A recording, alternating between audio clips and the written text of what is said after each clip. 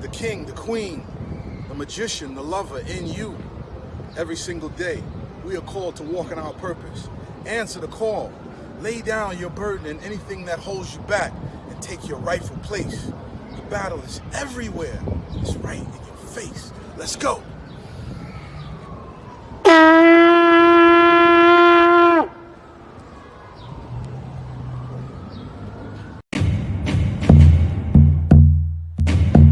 Welcome to Magnets, Crystals, and Pyramids.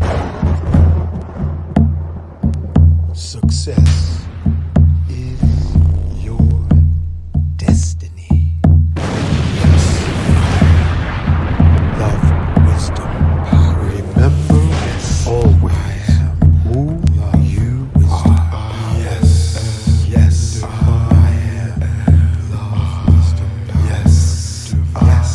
I am love, yes. Power. Yes. I am love, wisdom. Yes. I am love, wisdom, power. Yes. Yes. I am love, wisdom, power. Master. Yes. I am. Yes. Love, wisdom, power.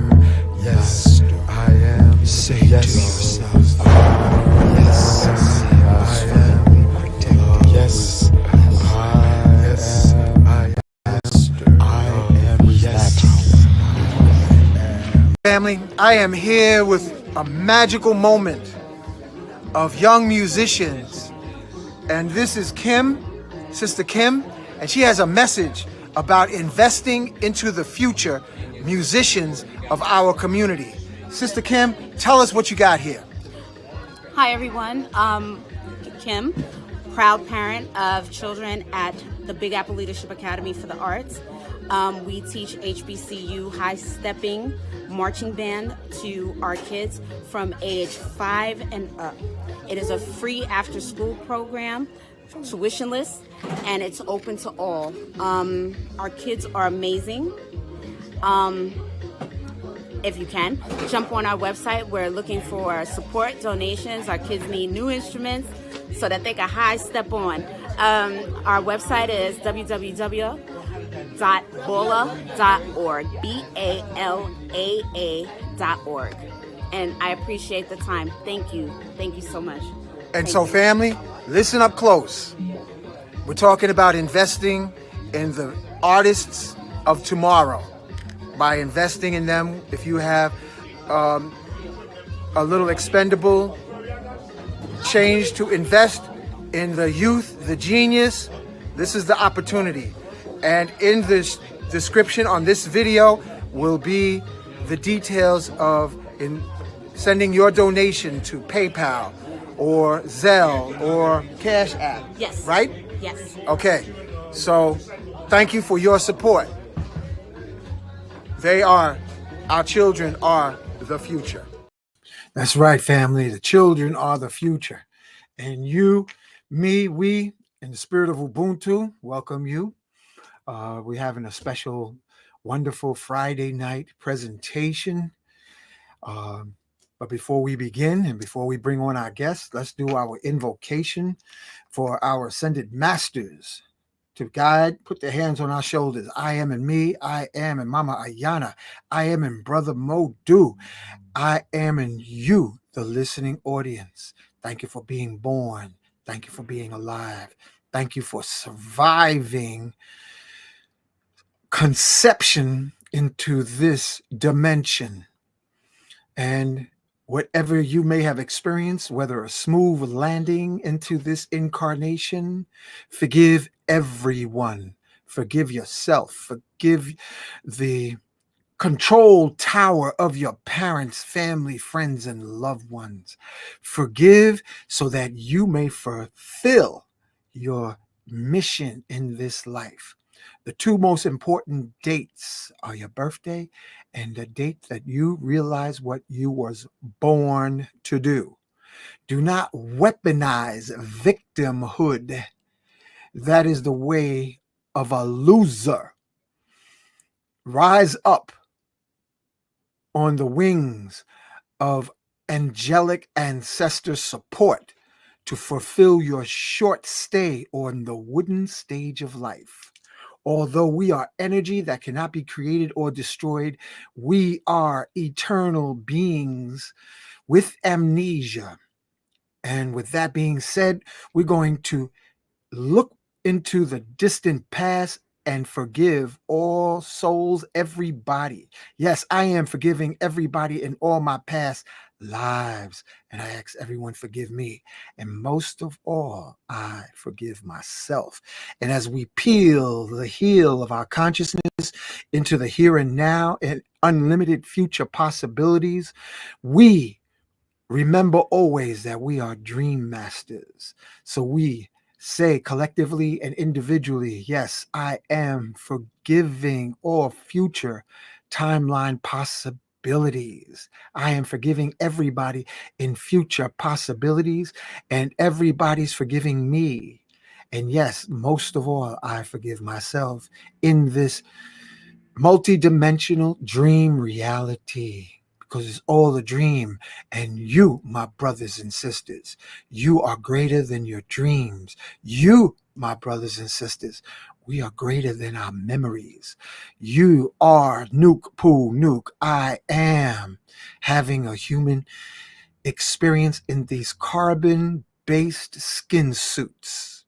And this is one small, minuscule paragraph in your whole book of existence.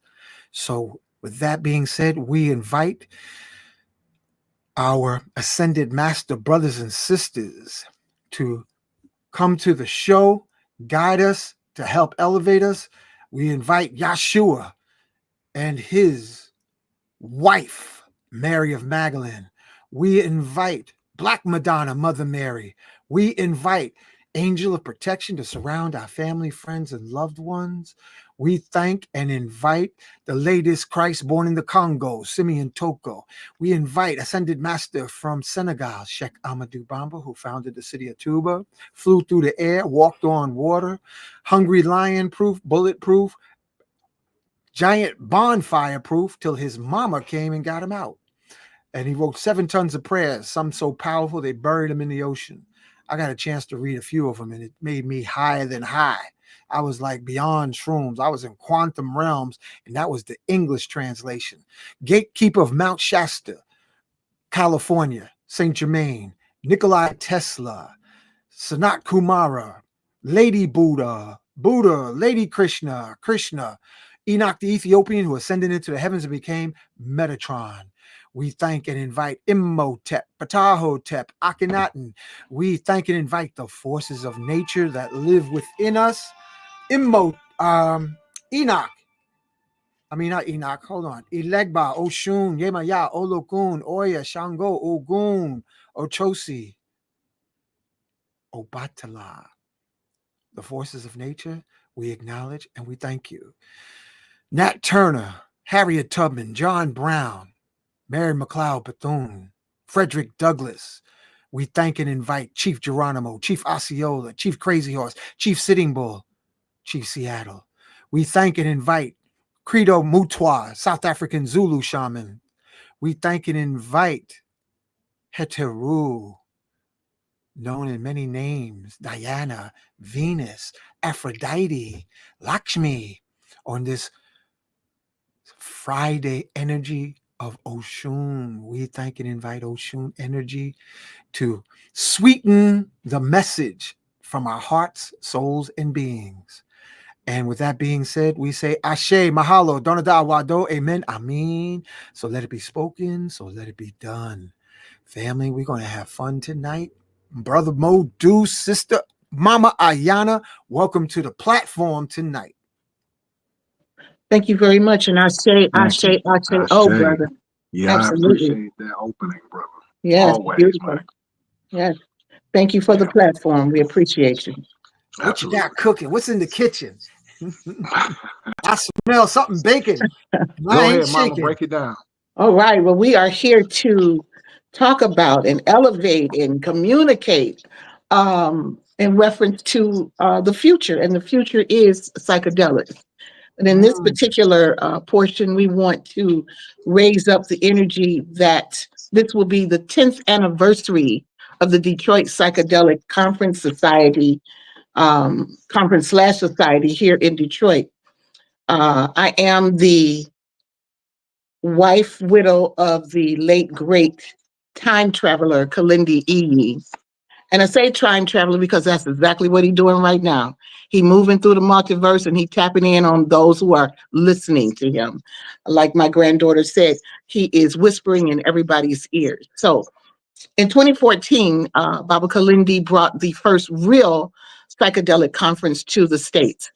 He brought it here with the energy of the lone wolf. He didn't care what people were saying. He wanted people to get the message.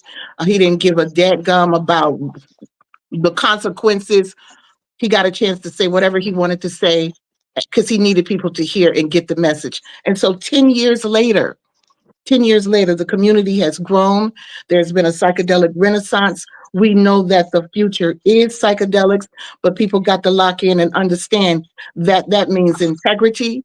And with integrity comes sacredness. So that's what we're here to talk about is this conference, how sacred it is, how intelligent people come together of like minds to build a community. Because as you look around and you see what's going on around us, you know that we have to create a community of healing, of peace, of pride in our people. And we ideally would like the world, if I may say, to see the psychonauts as examples for community. We want to be that example. And when I say example, meaning elevated, being, and like you said, Baba Hank, to forgive. That is very huge. So many people are holding on to so much ugly energy, and so many people are angry at one another. They don't have it in their hearts to just say, forgive, and they will find peace. So all that is happening within our community, and we want to share that with you all. That's right. That's right. Just to extend on that, Bobby, you did a beautiful job of breaking down just some of our avatars, right? We know we have hundreds of avatars, but some of our major avatars you called out. And if we look at the timeline of our struggle, and I won't say struggle, but of our cycle toward godliness, and you find our greatest strides were done by those avatars who tapped into the higher realm. Whether you talk about, my brother Simeon, the second coming of Christ, whether you talk about Grandi Nandi, all of our advancements, we had to tap into the triple darkness, and too often as original people, man, we've been tricked into gross materialism and scientific rationalism. And so we'll find the greatest minds amongst us that have been reduced to a materialistic worldview. And this accounts for the calamity. So I just like to say thank you for having us. You spoke about Sheikh Amadou Bamba, which is another beautiful event happening this year, but this will be my 25th anniversary of my initiation in the holy city of Tuba, studying under the Morite Brotherhood. And so next year, I will take on the title of Seer Modou Awambalambaki. Yeah. Modou Awambalambaki was his brother that moved with him in arms and struggle for the liberation. And so I was blessed with his namesake. And next year, I'll be blessed to take on the title of Seer Modou Awambalambaki. And so in that response, during that time, I can literally tell you, man, me and Brother Khaled, I was training under Khaled, New Black Panther Association, New Black Panther movement. We started here in Detroit. And we were talking with the brother about, talking to the elder about the condition of our people. Talking to Kalindi the same. And ultimately, we realized that we have to reconjure the ashe of our warrior resistance spirits. We have to pull down those energies. We have to call them forth to possess the minds, bodies, and spirits of our people. And so that's when I realized that this work is very much related with the spirit, because that's where our leverage is. We let those other folks deal in the realm of gross materialism. Where our power lies is in the unseen. What did J. Electronica says? Unknown forces move unseen objects. And so that's the work we're about. Momma, Ayana, I think all three of us have engaged in every level of struggle for a greater liberation of our people and humanity. And we keep running across these issues of contradiction of the human spirit, where we all agree on the principles, but the practice, all the Bibles will agree that women and children are to be protected, but all the Bibles won't embrace it and do it. All the mamas and Bibles will agree financial empowerment and being able to build African institutions is the way, but the actualization of it. And so that's when we realize that we're dealing with the intangible. And so we have to master the intangible to make the tangible happen. Wow. So that's why I put a lot of my energy, we put our energy, because this is liberation work. And it's very important we understand that this is not a get high movement. And it's not a movement where we're here to try to find comfort from the enemy just so we can move and exist in an oppressive system. No, we're going here to disrupt energetic, unseen systems of influence. And for those people who are tapped in, you know what I mean. For those who are not, hey man, you got to do your studies. But I'm gonna leave it at that, man. I'm hype about this subject because this is foremost. If we're afraid of the issues of life, and we're afraid of the issues of afterlife, well, hell, we're walking dead. Yeah, you got that right now. That's one ticket you will cash. And this is why Ahati Baba Kalindi chose this young man to be his understudy. He's seen this energy in him some 20-something years ago, and he helped cultivate. And as he carries Kalindi's legacy while creating his own, you can hear the greatness in this young man's energy. So proud of you, baby. Thank you for that. I'm honored to be able to represent the legacy and share with our people. Yeah. I want to acknowledge my brother, Sheikh Sufi. He's getting the message out about Sheikh Amadou Bamba because we have these African avatars and more are coming, family. And Simeon Toko said, there's a whole army of us coming and you can't stop us. So it reminds me of Bob Marley's song, Have No Fear for Atomic Energy. The reason is this prison planet chicken farm that we presently are on is being supervised by supernatural forces. Even the powers that be are subservient to them. So what you, Mama Ayana, what you, Modou, Brother Modou, I had to give a support, and I want to acknowledge Sag sister. Her name is, I call her Miss Buddha, the one who put together the program. So Sag sister, if you're listening in, yes, salutations to you, Miss Buddha. She has another name, but I like the goddess Vishnu. Huh? The goddess Vishnu. Vishnu, the goddess Vishnu. So she was real instrumental in having this, and she reached out to me, and I thank her for that. And Mama Ayana, did I tell Brother Modou? Did I tell y'all how I met Kalindi? You probably did, but I would love to hear it again. Let me tell you, family, wherever you're listening from, and the house is still filling up. Family, wherever you're listening from, put it in the chat. What part of the world, or what planet, or what moon, or what galaxy you're listening in from, so we can just acknowledge you and let everyone know we got a panoramic view. Whatever city, town, state that you are listening in on, put it in the comments. We appreciate that. So we have this Friday night soul food kitchen. All right. I was walking, dancing, slow dancing a lot with Mama Ayahuasca.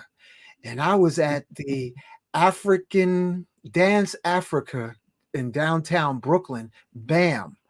And I had a table set up, and I think I was microdosing with Professor Kareem. He's an ancestor now. He had a knot on his forehead. Brother Modou, you probably remember him. He was bald-headed, and he had a knot on his forehead. And so I was working in something, the ayahuasca got a hold of me. Mama and said, leave the table, and walked into the crowd. And I was guided to go left.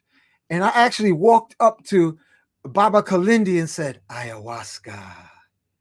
And he had his notepad and started showing me all the photographs of the ancient legacy of entheogens. And that was our connection. It was through Mama Ayahuasca in my own Nuke Poo Nuke. So I want to acknowledge you, Baba Kalindi. You could be on this show with us, which I know you are already. Yeah. I remember that. And then coming Yeah. to the conference, driving from we drove from Brooklyn, and the conference was amazing. So You still got time to drive to this one too. So yeah. Come on through, tell us, brother. when is this happening? We're going to kick it off with a party on Thursday in November 1st, 2nd, and 3rd. So October 31st through November 1st, 2nd, and 3rd here in Detroit. Yeah. And this year will be extremely special. Not only are we celebrating 10 years, but we're breaking grounds, cutting ribbons on a new institution, Per Detroit, House of Life Detroit, in which we are going to be a place. I'm just going to put it that it's going to be the base for liberation and enlightenment. It's going to be the place. That's right. It's going to be y'all will the feel place. the reverberations across the nation. So this is a very special occasion. And this is just a high culmination of the work that we've all done, but Baba kicked those doors in to make this happen. And this is just, in some of his last words to me, was continue the work, Ayana. And so that is what we've all been doing, is continuing the work. Because like I said, he whispers in our ears and we get that message and we move forward with that energy as we create our own. Like you said earlier, you cannot create energy and you cannot destroy it, but you can certainly manipulate it and make it work for your higher self. Yes. And I'll be honest with you. I remember this was before I had YouTube. I had just a blog talk radio, and the so-called conscious folks couldn't deal with the entheogens. I'm talking about folks that look like us. They a lot of them still can't. Yeah. Oh yeah. And they still spooky. Tell us about Brother Modou. Talk about how spooky our folks are to this day, and they just dust. They don't even go into deep entheogenic Baba Kalindi endorse journeys. I mean, they get a little bit. Just enough to take the funk off the oppression. That's all. Look, I remember for many years, going to many of our conferences. I'm not going to call them out, but many of our scholarly conferences were the top minds, and they would be absolutely afraid of the concept. They say nonsense, brother, and we go back and forth, and they'll give Kalindi the smallest stage at the latest hour when nobody was listening. And it was a shame because this is the same brother that was in the King's Chamber with Dr. Ben. So it's not a slouch. You know what I'm saying? Wow. But then when he went there, because we got to understand that the corrupt priesthood extends beyond throughout cultures. And this corrupt priesthood existed in Kemet too. And the corrupt priesthood, just like corrupt priesthood now, their job is to keep information and piece it out to the people, and to keep them breadcrumb fed. I'm not going to accuse any of our scholars of this, but I would say that there's still a lot of profit to be made off people's ignorance. But when you start to empower people to become a knower and aware thinker, no longer are they your acolyte, they're a peer. And that's what Baba Kalindi was about. We no longer need the hierarchical structure of relationships between our scholars and the people. We need to elevate everybody until we become warrior scholar peers. But see, that disrupts their whole system of, big wigs, all knowers, you know what I'm saying? Right. And what we're trying to do is disrupt that, because that's extremely Eurocentric, that top-down dissemination of knowledge and of authority. And so it's a threat, I would say. Also, I think, quiet as kept, there's a lot of, and no diss, but there's a lot of quiet Christians out here. There are a lot of quiet closet Christians. And there are a lot of youth who are rocked to sleep listening to Nancy Reagan's statement on so-called drugs. And people's cultural research stops just short of the plants that we used. We talk about the clothes we wear, the songs we sang, the places we lived, the houses we lived in, everything but those things we held sacred and how we used them. And it's a disruptive force because it makes people sovereign. It makes individuals strong and non-dependent. And that's I don't know if that's a threat to those individuals, but we need it so much in our community. And I found in the conscious community, it may have been some individuals were promoting pro-black and not necessarily anti-white. However, in the experience of the entheogens and looking through the eyes of plant medicine and also the spore network, Yes. they don't see Mhm. the concentration of melanin that our limited light through our eyes. They see the frequency you are. And I have found some blue-eyed soul brothers and soul sisters that would wrap circles around, kente cloth, hotep Mm-hmm. talking, Mm-hmm. people that were literally fearful. Yeah. And just let me get a little sip, my brother. Just a little bit. I'm okay. I'm okay. There's fear. There's fear. There's fear. Yeah. But how about the ones that say, "Oh, I'm already there. I, Yeah. I, I'm already tapped in. I'm already tapped in, so I don't need this." And we're not telling you what you need. It's just a part of what your life is about. The Yeah. entheogen is endogenous to the body. So it's the key, and we're the lock, and you push it and turn it, and there you are. But I'm already there, my sister, so I don't need that elevation. And I think you alluded to something, because what it does is it makes you grow up. And so you can't exist under that victim mentality. You know what I Yeah. mean? Like, Yeah. you start taking responsibility for your own shortcomings, both individually and collectively. You That's start right. dealing with them and addressing them. And then even amongst our non-melanated folks who take it seriously, they do the same thing. They start holding their people accountable. And so you'll see Mm. people like, it's been a growth experience for me, man. And like you say, seeing individuals who may be melanin deficient, who ready to go harder than our folks wrapped in kente, because they Yeah. see what time it is. And so How what about it is, that? they see their individual and Yeah. group responsibility in this thing, just like the original man does. And when that happens, that's when we talking about real movement. But that's a Yeah. threat, because it's easy to say these people messing with me and I can't do nothing about it. But then when you find out what you can do about it, now you're held responsible. And I think people don't like that, man. You know what Yeah. I'm saying? It's the bottom line is fear because Mhm.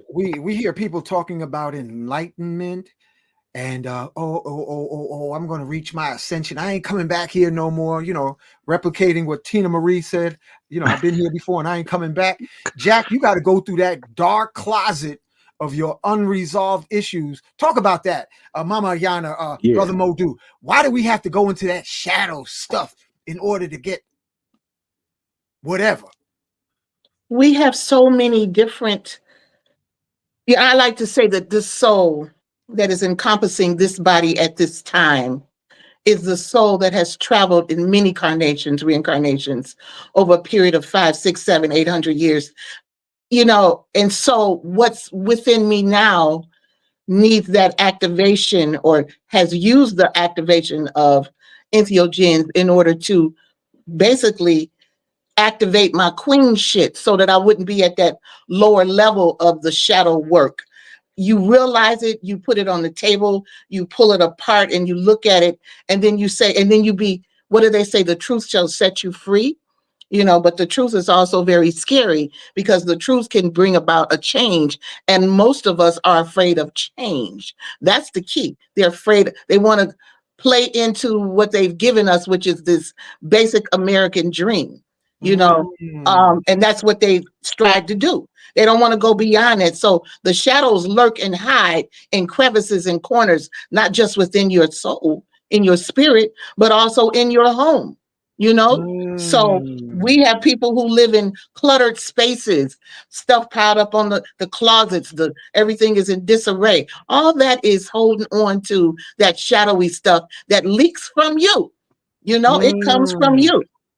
So our surroundings is very important. The homes that we live in is very important. It should create a energy, a vibration, so that when you come in that door and you shut the world out, it becomes sanctuary. You see what I have behind me? I have my ancestors right there with me at all Yes. times, protecting my doorway, opening up the space for those that Right. come in with open hearts, and those that don't come in with open hearts snatches that stuff right out before they even come through. So those shadows, they're real, and people, let's use that word again, fear. Fear. It Fear. is fear It's because just fear. yeah. I mean, and all of our greats told us, the manifestations of what we call Western or white pathology and its oppression on the world is really an outward manifestation of that which exists within us. And until we mature enough to understand that, we're not gonna get anywhere. It's easy to act blameless, but it's another thing to attack that which is manifested out of you. And so, this is a big boy and big girl movement, and that's the other thing. This is a spiritual hormone. So it's a lot of our folks walking around with baby faces spiritually. You know what I mean? And we here to grow some beards and some breasts. Okay. That's a good one. That's a good one. Becoming big boys and girls in this thing. You know what I mean? That's Yeah, right. this is grown I tell folks the club sisters, here. pull them big girl panties up, all the way up to your neck. Pull them up. Come on. Adjust that crown. Yeah. Because you're going to have to be the one to go to the family and apologize for your bullshit. Even though you think you're the woke one, then you have to be willing and big enough to do that. And then you have to be able to bring healing. You see, because I know a lot of people that's like, oh, hell, they'll have a whole corner filled up or the whole lot filled up, but they can't get the attention of their family and friends. And so I tell people, start at home. Each clean your own stuff up first physically. That's right. Removing clutter from corners, removing stagnant energy, dead energy. It's them jogging pants that have been sitting there for 2 years. They still emanating that energy from two years ago. Get them out of there. Well, I gotta go do my laundry now. Yeah. Mentally, socially, and as we clean this mess up, you'll be amazed at how much negativity dissipates from our immediate environment and our lives. And the best thing is, brother, when you take these sacraments, it shows you exactly where you need to get it together. It holds you to it, right? Yes. And people will come back, they'll get their mission of what they need to improve. They'll come back and try to ignore it. And then plants will whoop their ass like, no, you're not coming back in here until you've dealt with that. That's right. And that's why people like to take little amounts, because when you take the right amount, you got marching orders. You have personal and social orders that you need to do to get your stuff together. And if you don't do it and you come back, that's when they whoop your ass. But we all know that those psychonauts. And even in terms of your physical health, when you go in, the mushrooms is like, don't come in here all messed up. Get your physical health together as well before you come in, because it will point out what's going on with your body physically in terms of your health. So, the mushrooms want to be you and you get to be them. And that's the trade-off. And are you ready to be them in order to do that traveling work? Yes, it will prepare you, which is why we set aside a protocol many years ago in terms of going in. Now, I see that protocol is going to change because folks are just not as willing to do the hard work. And when I say hard, it's just the trepidation that comes with you can be doing mushrooms for 25 years and still be trepidatious about going in, but that the work is there for you to do. Modou said, and it really stayed with me, and I've used this often, that in terms of doing the work, it takes about 3.5 years to get through that work. And I totally agree with that, because it's not a one and done, and again, I guess this talk is going to be about fear, because that is the precursor to everything that's going on. And this fear is being perpetuated on purpose. So for us to have something, a tool, an energy, a sacred medicine or technology to rise above the fear, we need to grab hold of that and run with that and pass that on. And that's what this conference is about, is passing on this information, because fear will suppress the immune system. And once these bodies go down, you ain't got nothing left. So your health is very important. And the mushrooms will point that out to you, what's going on the inside. Don't come back in here messed up. You better fix it. And we'll show you a way to fix it. We'll send you to the right stuff. Yeah. Yeah. And whatever issues are going on 3 generations before you. That's right. So you may have to atone for great grandpa's mess up. That's right. And make it right. And that takes work. It's family. Listen, this ain't for everybody. I noticed Mama Ayana, Brother Modou, when I used to share in my space, and I would just say donation, nobody turned away. You know, it wasn't none of this $450 sitting, you know, $500, you know. It was, you know, we was doing it at the beach out in Rockaway. And the most amazing thing is, like, some people would want to come and sit and watch the brother or the sister who's into medicine. It was like, all right, if that's what you want to do.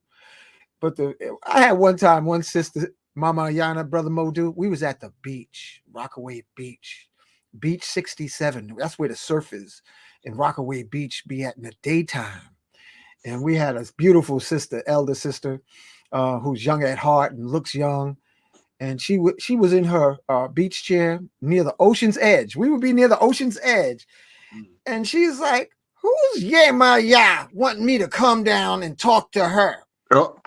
She was asking. She's like, and she said, I don't want to go down here and talk to her. You know, southern drawer. And she said the wind came and blew the blanket off her. And then she was escorted down to the water's edge. And she had a personal encounter with the Mother Ocean. Share with us how entheogens help get in tune, maybe with sisters with their womb and brothers with their hearts. Please touch on that. Go ahead, Mama. Talk that womb magic. I'll talk about the heart because I know our brothers need it. Oh, you know, Queen Afua coined the phrase, your womb could be a home or a tomb. And as I was sitting here at my table, you know, where I do my readings at, and I just kind of put my hands over the cards and I said, give me a card that I need to expound upon within this talk here.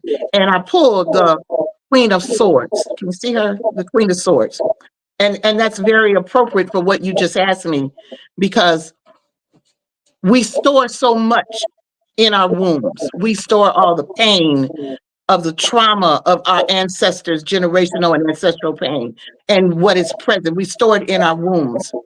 And when our wombs are out of sync, we're not on our center anymore. And I found that through psychedelics, and this was just, I wasn't going to look for it. It's just that we would take the women up into the woods for 3 days, and we would run around naked. We would do our mushrooms, but I found that through the mushrooms that we did, we connected through our wombs. That's where the connection was. We were able to see inside of the sister's body who needed the most work. So because we are receptive and we hold on to our pain and we forgive for the most part easily, except for this one right here. She's very angry. She's generally by herself. She's considered the real bitch. She's the one that will just wreak havoc in your life. She's holding on to some pain that needs to be moved on, because we know that 80% of all illnesses are emotional. And the stuff that's sitting inside of the grief, you know, that we hold on to. Well, yeah, a lot of us have been hurt, not just by our men, but by our fathers and our fathers' fathers. So that womb energy where we bring forth our brothers. How can a man say, I don't love my mother or the women, when this is the very vessel that brought him forth? But they say it very easily. So we're taking on a whole lot of energy. And so a healing can take place there. And we use our crystals. We use our stones that nature has provided. I call them, I wear my crystals, my rubies in my ear, because they darken when evil threatens. But that energy also talks to my womb. We use the energy of the moon with our stones, carnelian, placed under the navel and above the pubic area, and allow the light of the moon to shine on that area as we talk to our womb. And the psychedelics will take you deep inside of that place. And you start to emanate an energy of wholeness. You walk differently. Brothers will push up on you differently when your womb is in a comfortable place. You won't get the BS that comes across, because your energy is just different, because your womb is emanating peace. It's emanating power. It's emanating the strength that you need. And it's not just about having good pussy. That is not what I'm talking about. I'm talking about the serious energy of what we carry as women. Now, Kalindi and I would have this argument, or it was a debate. And it was like, and y'all can probably jump on me at this point too. I don't care. But that when you come back as a woman, you have done the work that you're supposed to do on this planet. So you get to evolve into being a woman and carry this energy of the womb space. And everybody can't do that. So you have to evolve from that point. Y'all can touch on that if you like, but Baba and I would just go back and forth. No, that's not right. You know, he just wasn't going in on that. But yes, the power, the presence of who we are. Oh, we could do ping pong insights all night on this between Mama Ayana and Brother Modou. Go ahead, take that ping pong info, brother. I'm not. You say to test the depth of a lake, don't ever do it with 2 feet, right? So I'm not going to jump into that lake right now. But what I will say is that to that regard, a lot of this work, and I think you alluded to it, deals with the heart. And it's funny, man, like coming up, we have uncles and be like, man, you ain't got no heart. Or we call somebody chicken heart, right? And that was always affiliated with being what? Scared. You know what I mean? And so we come up in the hells of North America through the ghettos, you know, and the main thing that black men are afraid of is being afraid. You know? How about that? Right. We're afraid of fear itself. So we do all kind of crazy shit. Mine included, all kind of high-risk behavior to prove that you got the fortitude, the testicular fortitude to pull shit off and make it work.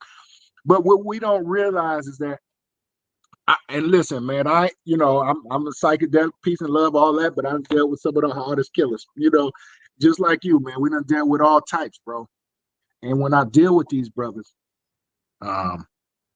you'll find that the hardest street generals out here, they hurt little boys, man. And I'm talking about cats with bodies on bodies and bodies, man. You take them down to triple darkness and you tap in and they just hurt little boys crying, man.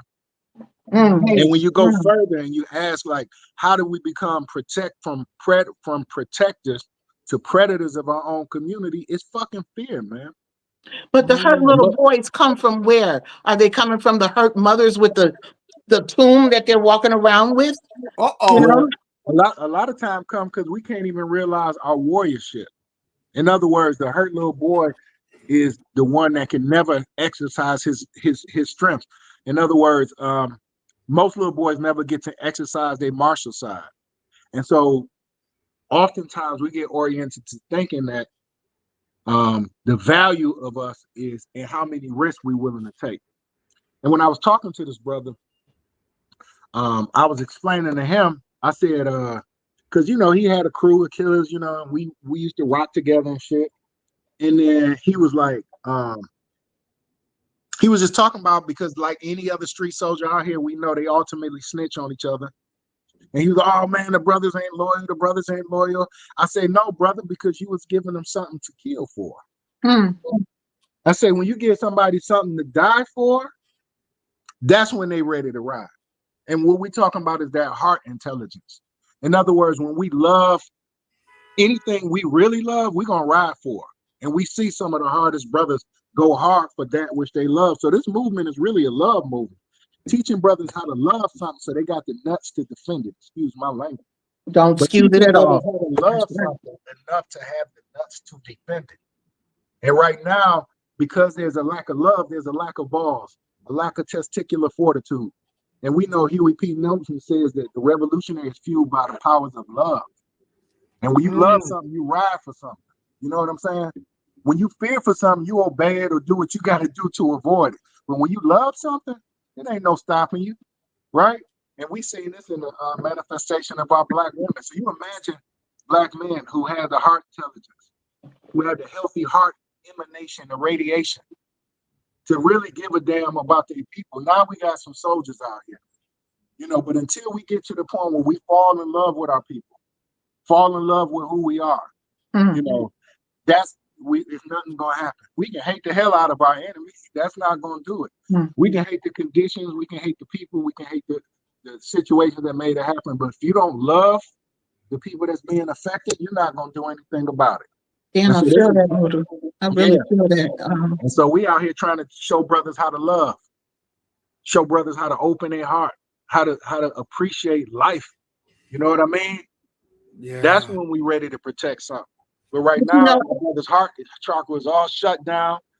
Our, look, brothers got their third eye, but their heart chakra, that's called spiritual bypassing. That's what we call that spiritual Ooh. bypassing. You know, you got your third eye open, but your heart chakra blocked. And your throat chakra blocked. You're not even speaking the truth. You're not living the truth. You're not speaking the truth, but you know the truth. Well, hell, you a broken wagon, my friend. Mm. And we see these hypocrites and contradictories, right? We see people with profound knowledge, but their lifestyle, they're not living it. mm, You know, it's not right knowledge, it's not right living, it's not right acting, it's not right thinking, it's right talking and right dressing. And so we're trying to correct this spiritual bypassing because, like you say, this conscious community got a bunch of wide open third eyes, but concreted heart chakras, concreted throat chakras, concreted solar plex chakras. Therefore, they can't even emanate their real feelings. That's why so many frauds and fakes, because these solar plexes are all chalked up. You can't even tell who's real because there ain't no energy coming out of there. and that's why the brothers are leaving us at an early age. A That's lot right. of them are dying off That's for right. that very And reason. what? Heart disease. You get all that Yes, energy yes. built and dammed up at their heart. And if you don't know how to channel that energy up through those other chakras, you kicking out early. And you've never been able to express that love, which is dammed up in your heart in the first place. But see, love is so simple that it's complex. And that's where we miss it at. It's That's the right. simplest form of energy, love, but we turn it into something that's just Yeah. it's Like a brother say, I got love for the hood. It's all up here in the chest. But then if you don't vocalize it, if you don't internalize it, well, you can't think of a creative idea to save your fucking hood. You just say, I love my hood. But you haven't yet created a way to save your hood. And that's a perfect example of a blocked heart chakra, a blocked vocal chakra, and all of that other stuff. You know what I'm saying? I just want to share. I want us to maintain this because this isn't spoken on other platforms at all. I know this isn't covered enough. Us brothers, family, us brothers, we got a short amount of time to take on all types of challenges. From the community hating subconsciously of the brothers because we the army that lost. So that's an unspoken hate. Like you lost the war. You know, so we feel that hate. Yeah. And our sensitivity is high. And what I appreciate about African ascended master Sheikh Ahmadou Bamba is he preserved an African herb called kinkaliba, lowers blood pressure, anti-cancer.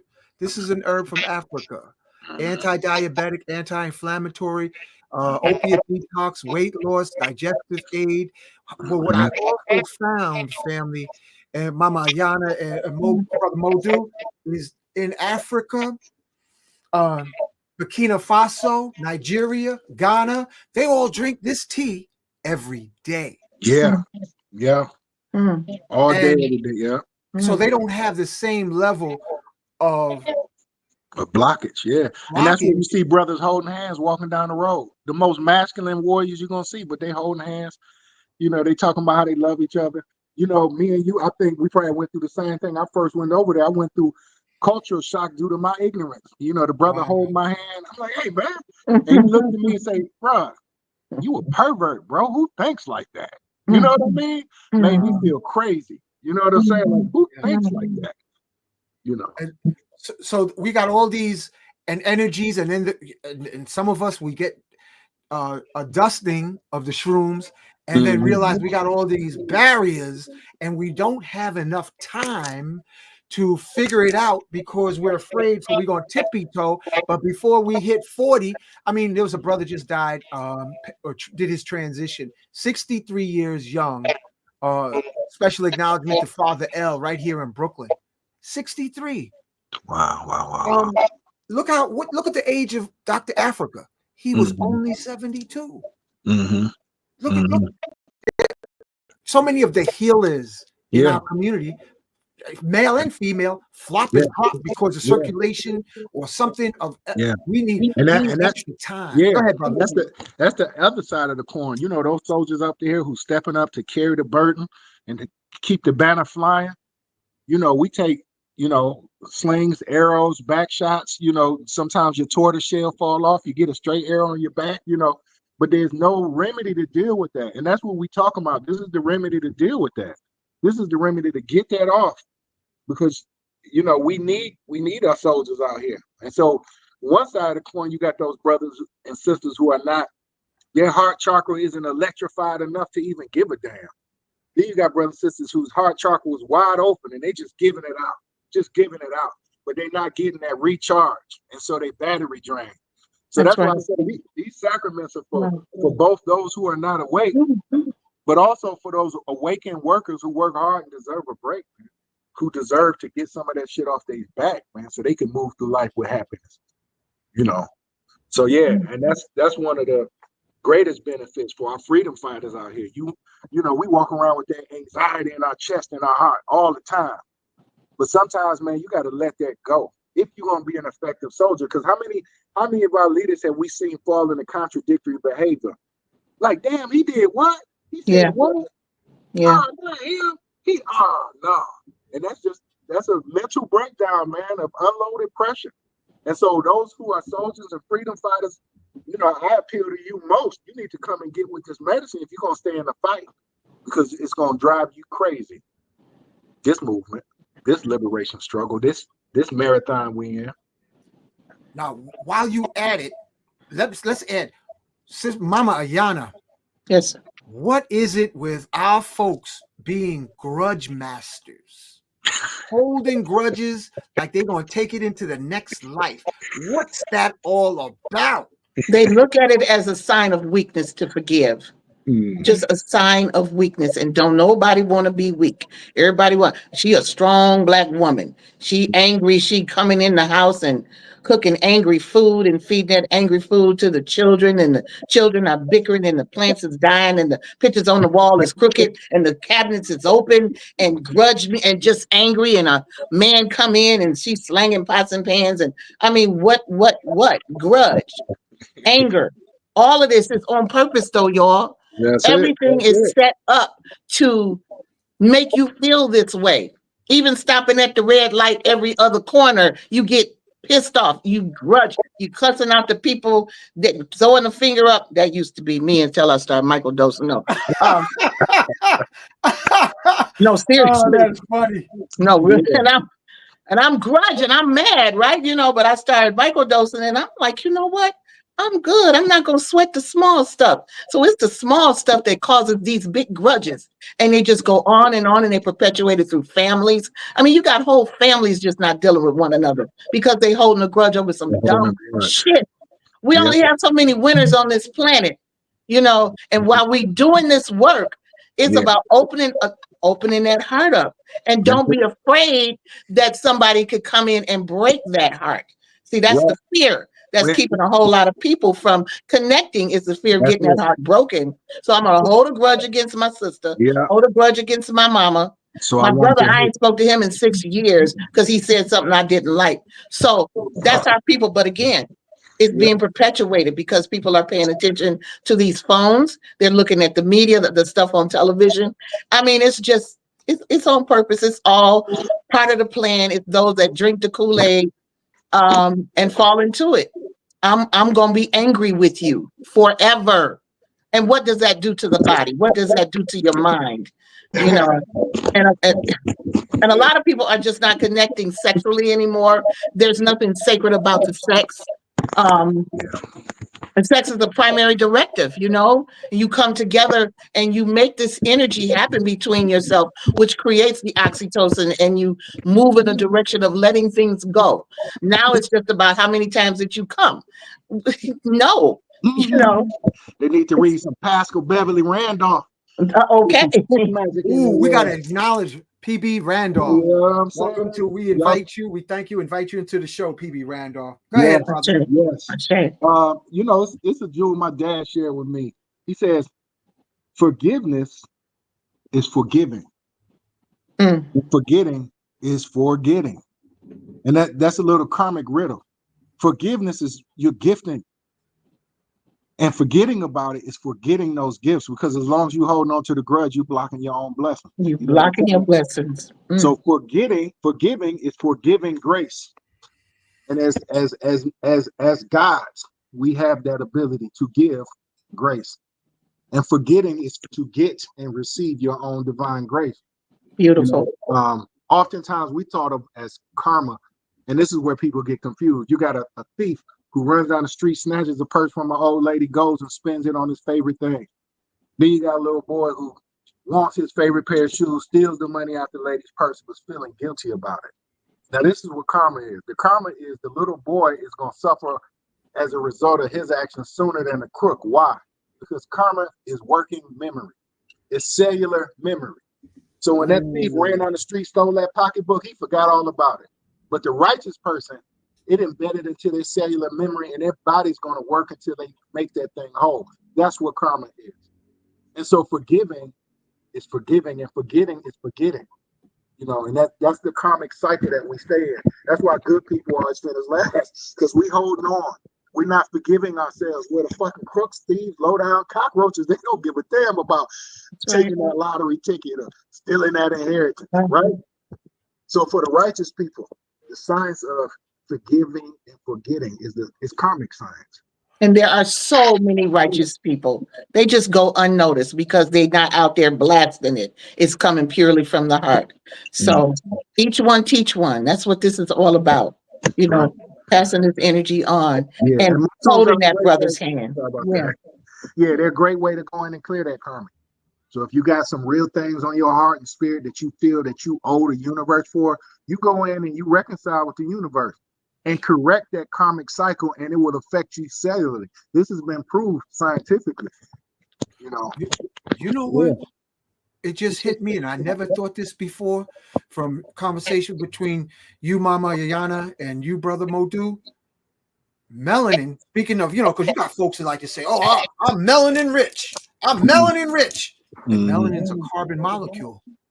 Is there a connection with high concentrations of melanin, carbon? That's also what carbon is used for, is filtration in air filters, in aquariums, and it don't give up the dirt. It don't. Is there a connection on certain frequencies of high-end melanin having a propensity to hold a grudge? Very much so. It's an ultimate bioconductor.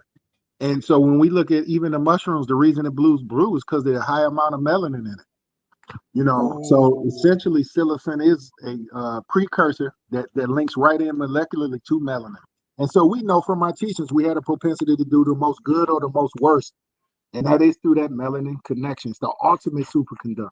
That's right. I wonder sometimes if we are the fallen angels. When my daughter was pregnant with my grandbaby, she got these dark lines down the back of her thighs, past her knees to her ankles, and they stayed dark like that for months after the child came. But we understood that to be the melanin doing its thing, coming through and popping like that.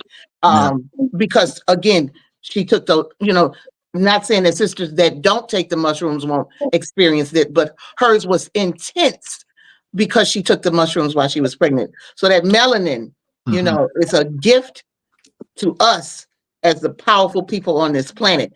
Ain't no brag, just a fact. And with that requires a level of discipline that's different from most people, because you have to be a custodian over your thoughts because they manifest that much quicker. And so, and this is why we had such high systems of philosophy and initiation, because our ability to crystallize our thoughts and bring them into working reality are amplified. And but we've been normalized, right? We like, no, the only difference between us is the color of our skin. It's a lot more that's different. And so we haven't been taught to be responsible. And this is why literacy and language is important, because it defines the range of your magic. And so this is going deeper because I Brother Modou, Mama Ayana, I went to a series of San Pedro ceremonies. Okay. And with the exception of a handful of our folks, the rest of them were Europeans and, from various parts of the world. But when the few brothers and sisters came to the came to the ceremony, and it was an overnight ceremony in Catskill Mountains, the access that the brothers and the sisters got was off the chain. I mean, they were seeing things that for some reason the other folks couldn't see it. And I was like, that's amazing. And they would almost ask the other people, do you see that giant entity there up in the trees? And the rest of the folks, no matter how much they would drink it, they didn't see it. Couldn't see it. So there's a gift of melanin, but it comes with a strong responsibility. Strong. That's like supernatural birth. You remember how grannies, I'm sorry, used to be extra disciplined? Like you go to the airport, you got to dress right. You at the supermarket, you got to dress and act right. And we always be like, why are they like that? Well, we ain't like them other people, right? You had to be extra on top of everything. And the elders knew, like, you require special discipline. Everywhere you go, you must dress regally. You must speak regally. You must behave regally. We thought it was them trying to be Negroes, but they had a special sense that this melanation is potent. It requires some real discipline if we're going to get the power out of it. Yes. Them grannies that be like, our ears. I know of brothers and sisters that if I share with them some orgasm, they would act like they Tuskegee pilots. They would do things I wouldn't even think of. And it would just come, it would just flow. Like who teaches young, deep melanin sisters how to move like that on a dance floor? I mean, that's some supernatural polyrhythmic genius. Yeah. And check it. Imagine if we was doing it on purpose. Like we actually were trying hard and not just free. If we had a real system of discipline behind this stuff, boy, you know what I'm saying? This is just us playing, being casual. You know what I mean? And so this is why when you look at the base of all traditional fighting systems, you'll find us, because we were the founders of the discipline structure, you know. And suddenly we think it's a Eurocentric thing. No. We were the ones that were like, clean this house, sit up straight, order. You know what I'm saying? But we've been taught to say, no, that's them. No, that's us. And when we use it properly, not abusively, but we use it properly, oh man, fruit on top of fruit, bounty on top of bounty, you know. And that's the biggest thing missing right now. And that's the thing that these things do. It brings a discipline. See, we can get told what to do because it's wrong, right? Wow. But you can also be told what to do because you know it's the right thing to do. That's right. You feel that. Yeah, they download knowing. You feel when it's right, when it's the right thing to do. You don't need an external discipline. You don't need external taskmaster. You know the right way. And that's why we call this conference The Way, because it awakens an empathic understanding of how to move in a disciplined way. Mama Ayana, what you getting ready? Drop it on us. I see it. You loading up. You locking and loading. Not locked and low. Just really feeling this young brother here though, and you know, playing off of what he's saying and the wisdom that he has carried into his very young years and moving forward in his life. We're just very proud to have him in our midst, and as he continues to grow. Just very, I wake up, I get up, I feel the energy of the planet. I mean, here's the deal with the mushrooms, though. Here's the deal. You take them, you be a part of this energy, and you see how divine and beautiful this world is, this planet is, what we have in this planet. It's just a beautiful energy. I mean, this fall has been the most beautiful energy ever. You take in the colors and the feelings of the seasons changing. But at the same time, you also feel the hurt and the pain, and so in doing that, you have to put yourself in a place of balance. So you get up in the morning and you put your feet on the ground and you give gratitude to do that. And when I see the sun up in the sky, I say Majupa Atin every single day. And I salute that energy by opening myself up to being able to walk on this planet in the manner in which I'm walking on this planet in. High priestess, high crone warrior priestess. You know, nobody gave me that. I gave it to myself because it's something that I feel like I've earned over the years by trying. No, I'm going to say, lose the word trying, by being the example for the sisters as best I can, by being the examples of a wife to my man as best I can, so that, you know, we can move in a way of grace and gratitude and peace and power. So it's just bringing it all together. And I'm just full of gratitude for my life and the lives of those that are around me, that I have healthy children and their children are healthy. And this is something that we want to move forward with. So I just gratitude, Baba. Gratitude for you for doing the work that you do on a regular, you know, Yeah. and for having the voice that you have, that you reach so many people with positivity, you Consistent, know, you know. positivity, because the shit that they selling us, that's some real deep, stanky shit, you know, and people are falling into it and Yeah, sitting in it because they yeah. feel like they don't have a choice. Don't You feel have a like choice. yeah, You and have a choice. yeah. Oftentimes I feel like a traditional Christian preacher because it's like I gotta tell people the good news that this shit don't end. You know, you know how Christians be like, I heard we got life everlasting. Well, once you go into this realm, brother, Mama Ayana, we know for sure. We know for sure, right? And I Yeah, want our people to know, baby, this show don't end. it don't You end. know, it don't end. This party It keep don't rocking. And once we understand that this is a perpetual dance with the universe, then we can move bravely. We don't have to hold nothing back because we know it. Hey, we in the long run, man. We in the pace for the race. And so a lot of our people are caged in with conceptions of mortality, you know. And so that's the biggest spell that we want to dispel from our community is the end. myth of mortality. See what I'm saying? Yeah. And You that know, and we want to feel better. We want to act better. We want to look better. We want to be better. How can we be a better man or a better woman? And see, I guess that is not the operative word, is want, though. You say want, and the universe be like, okay, so you want. So we desire to be better. We desire to look better and feel better. You know, when we change the words around, the desire comes forth and it has a different energy for us. Let go of the want and make it happen. You know, the desire to be better humans. It's enough that we have to be human. I feel like this is a hostile planet. At the same time, it's where we have to come and do the work that we have to do. And the mushrooms or the entheogens have come in to usher us to a higher level. They were hiding for a very long time. Only a few of us. I mean, it was been underground for a really long time. And now it's out in the open. yeah, And we dare you to feel better, to look better, to act better. We dare you. And it's right there. you know, Do you that. know, I'm Do that. sorry.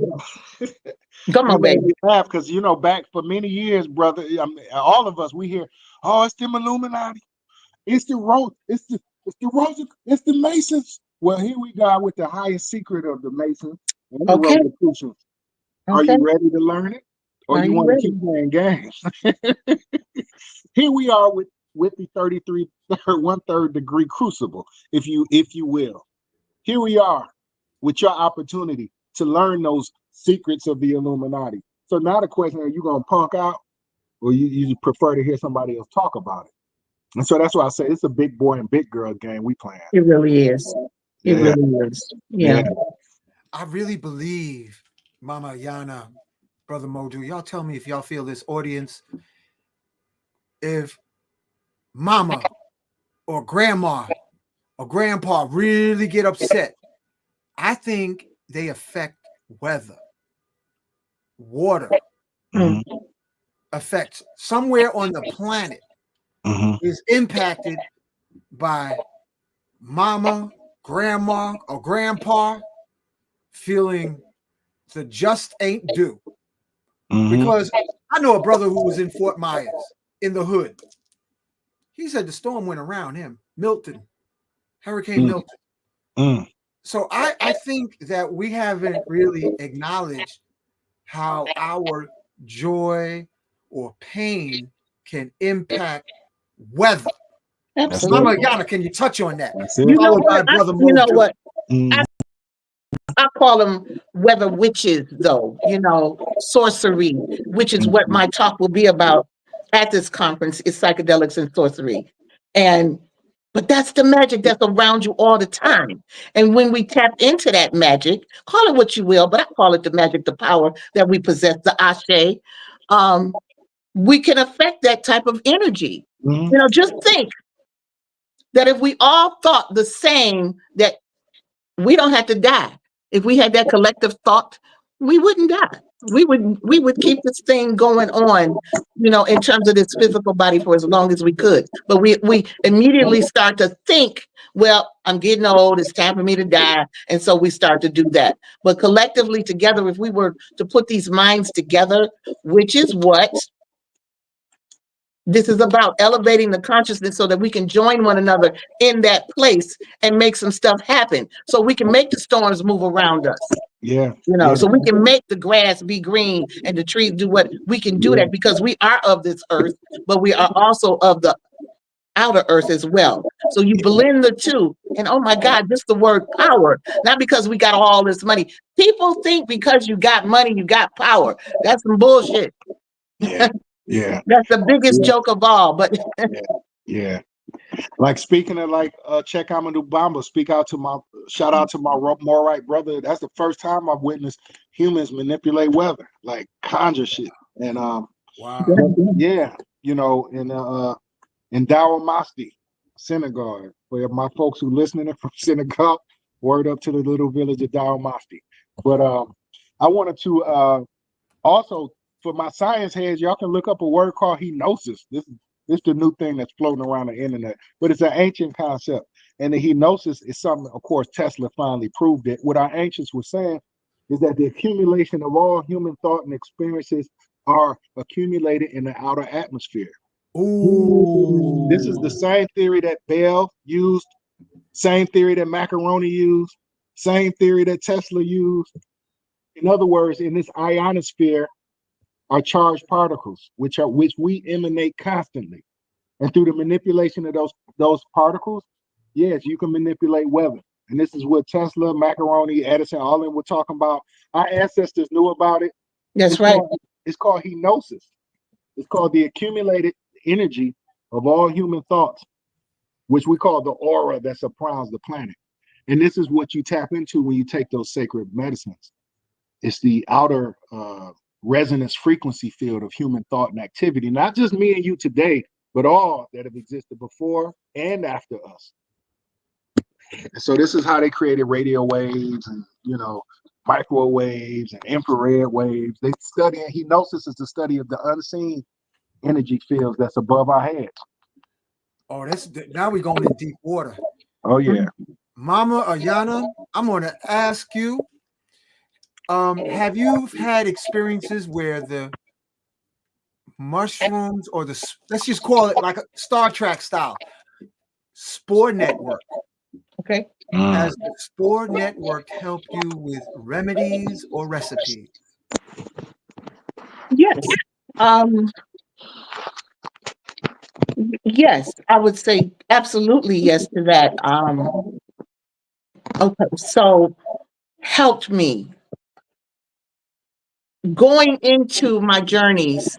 I go in with intent. Okay, I open my bag up, or my technology is before me, and I breathe my intent, and then I inhale the energy that it gives back. So it's reciprocal when I do that.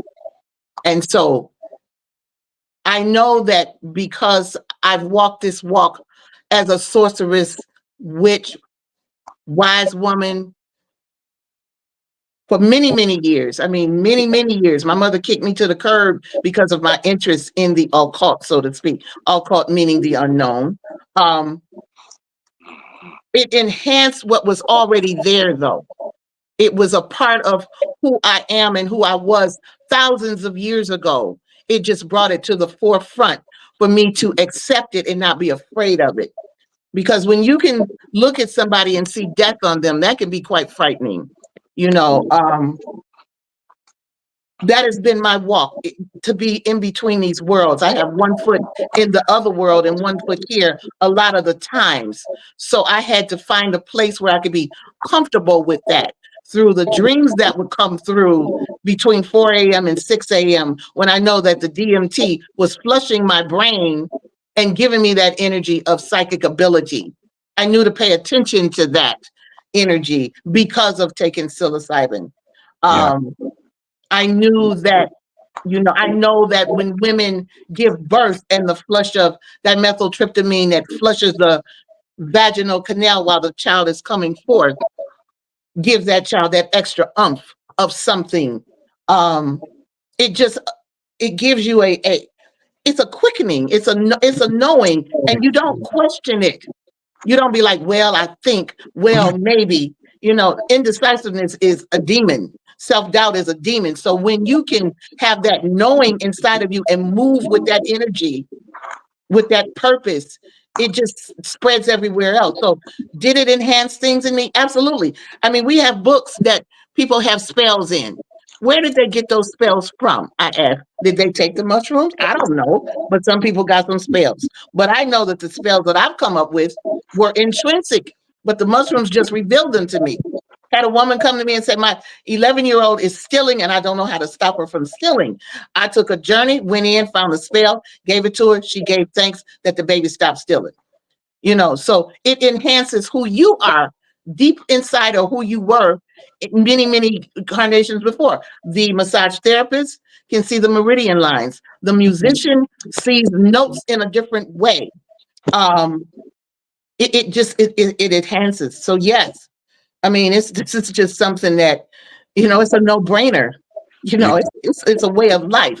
It is the way. The way out of this stuff is to go in. Yeah. It really is. Yeah. I mean, what she said, but you had those two classical concepts of knowledge, and we've only been exposed to one, empirical knowledge, right? Scientific method to find out facts. But there was also an understanding of what we call classical knowing. And this is what so-called, and I hate to refer to the Europeans, but we most familiar with them, but individuals like Voltaire, Isaac Newton, and they use inspiration, what they called inspiration, or the muse to come up with new information. This is what Nikola Tesla did. They call it the muse, which is called the spirit of knowledge. And so what they would do, and this is why the Europeans use absinthe, because they were trying to create alchemical mixtures that would tap them into the realm of the muse. And so this was a well-established school of knowing up until the AMA came about, but that's a whole nother discussion. In my personal journey, it introduced me to the science of apitherapy, which is the science of using bee venom, bee stings as a. That's right. You used to have bee farms at your home, didn't you? Yeah, yeah, you did. And they taught me, and you use it in conjunction with acupuncture. So you use the bee stings in the meridian points. I learned Wow. that. Yeah. Then I came into waking state, and I'm gonna tell you this. I tell the story, people are like, yeah, bullshit. So anyway, I woke up out of that because I was interacting with the bee kingdom for the whole journey, talking about apitherapy. I come out of it. I'm working at a school teaching fourth graders. My principal's like, hey, we're having professional development next week. You want to roll with us? Okay, I'll go with them. All the workshops I filled besides beekeeping. So I take the beekeeping course. Okay, great, wonderful. I come back home.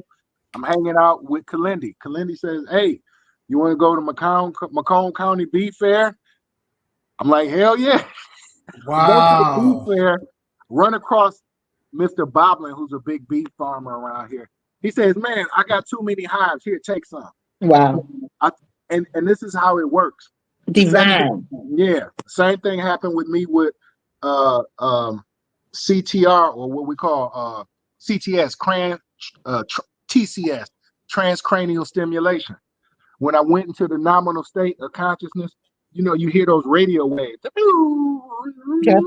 So all night they were telling me, study each vibrational frequency of those waves, learn how to follow that, learn how to, And so this is when we came across Onyx Ashanti. Onyx Ashanti is a good brother here in Detroit. You may have met him.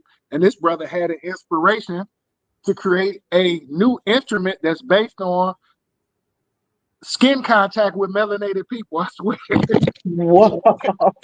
And he created an instrument. You are witness to this, Ayana. I know, but I didn't hear it break down like that. But yeah, Reach okay. out and touch someone. Yeah. And so now he created a machine based on that frequency with certain mudras or body postures respond to certain frequencies that stimulate parts of the brain.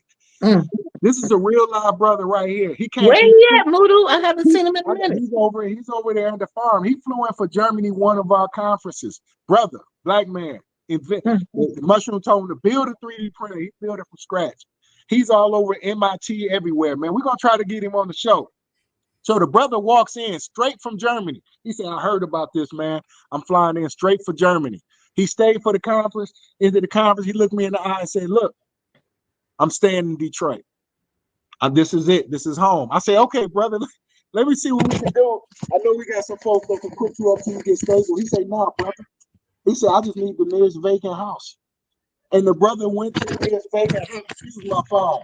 And when you go down there, you think you're in the Matrix, man. You got computer servers. He down there soldering microchips. This guy's amazing. But anyway, this is what the mushroom does. It taps you into a whole field of knowledge that if you had the capacity to download and apply it, oh man, we create new inventions every day. You know? And so this is the potential.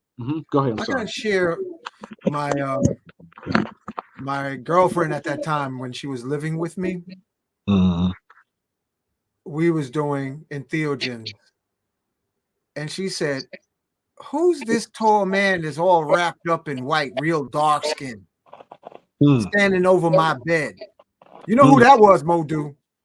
Mama Ayana. Yeah, Hachi. Or who? Help me. Sheikh Amadou Bamba. Oh, that's what I was wondering. I was like, at first you said, "Oh, why?" I said, "Yeah," because that's the classic image of shape. All white. Go ahead. And sometimes I wonder if what entheogens ultimately do is take us into their backyard to awaken our so-called junk DNA that's really our God DNA. Is it possible, Mama Ayana, Brother Modou, that there is an acceleration from embracing and having a connection with shrooms? Yeah, you know, that's a deep question somebody posed to me. They say, is what we see inside the mushrooms, or does the mushrooms allow us to see what's inside of us? And I think it's the latter, really. You know, I think it allows to go into our DNA cellular matrix and do house visits, you know, pull out. And the word entheogen means to generate the God within. Ooh, so this is magical. That's exactly what we're doing. Yeah. But we have to recognize it as that. Right. You know, you have people that will do their 5 grams and never do it again. You know, you have people say things like, I had a bad trip.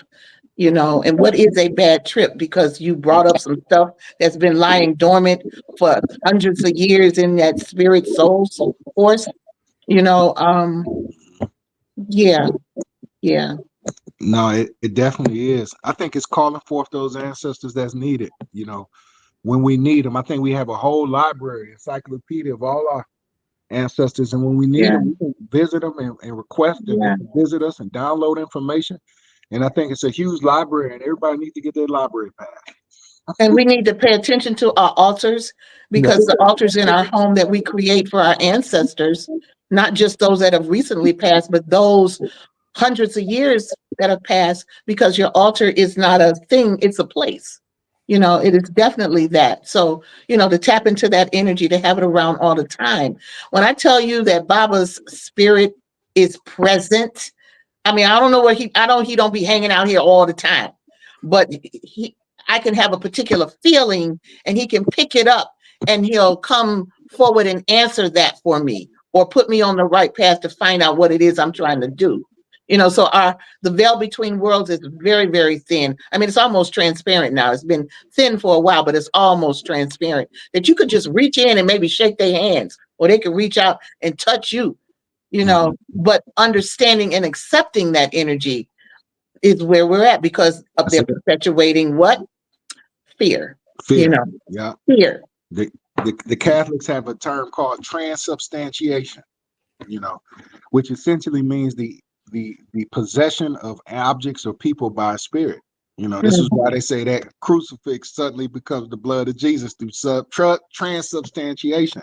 It's an African idea in which we can imbibe or call forth an energy to inhabit a vessel, a person, or a ceremony or a condition when we need it. You know, it's very old science, very old science. This is why the Europeans name buildings after people. This is the Albert Newman building of you invoking the spirit of, you know. And so yeah, it's very much what we doing is work of the spirit. You know, it's the work of the Grandi Nandis, it's the work of the Check Amadou Bamba, you know what I'm saying? It's the work of all of our great ancestors. And I just encourage our people, you know, don't get spooked out. And that what they used to say? What they say, spooks, goslings, whoop, spooks, goblins, goops, and Holy Ghost. Yeah. Where's the let's defraud the hoax? Let's defraud the hoax, y'all. You know, this is movie material that y'all sharing with the audience. This is movie material. Let's defraud the hoax.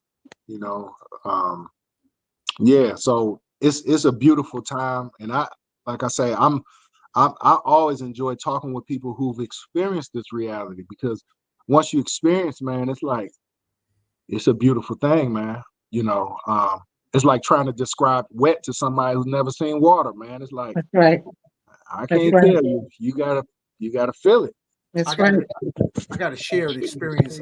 There was a sister came from Massachusetts I had met, and she shared with me she had because of family trauma, she never experienced joy nor feminine sensual bliss. Wow. So I handed her a cereal bowl of psilocybin, and I said, put your intention that you experience. I didn't know how long it was going to last, but somebody, I forgot who it was, gave me a whole bunch. And put your intention that you want to experience your own inner joy and your own sensual bliss. This was around 2:00 in the afternoon. And about 2:30, 3:00, she just started laughing. And it was summertime. Yeah, I could hear her laughter bounce off the apartment building across the parkway and come back in the room. She laughed and laughed until about 6:30 in the evening. And that's when she peeled out of all of her clothing and went full body gasm. Waves. Whoa. And what really is wild is that I didn't know it was going to last that long, because I was like, you know, there was another group coming in of sisters going to do some ayahuasca. And women seem like they're hardwired to know when one woman's orgasming, because they said, we want what she got. We want some of that right there. Yes, right. And they were listening to her blissing, rippling till about 1:30 in the morning. She came out and she looked at the women first and started giggling. And they were all looking at her like, girl, you know, like that woman's conversation with each other. Mama Ayana, what's going on with women being orgasmically hardwired to each other? What's up with that? Well, you know, I'm going to take it to this place first. When women are together over a period of time, we will have our moon at the same time.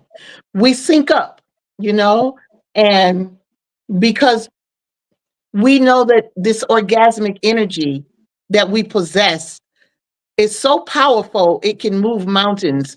It's so powerful, it creates wars. It's so powerful that men will lose their minds through our orgasmic energy.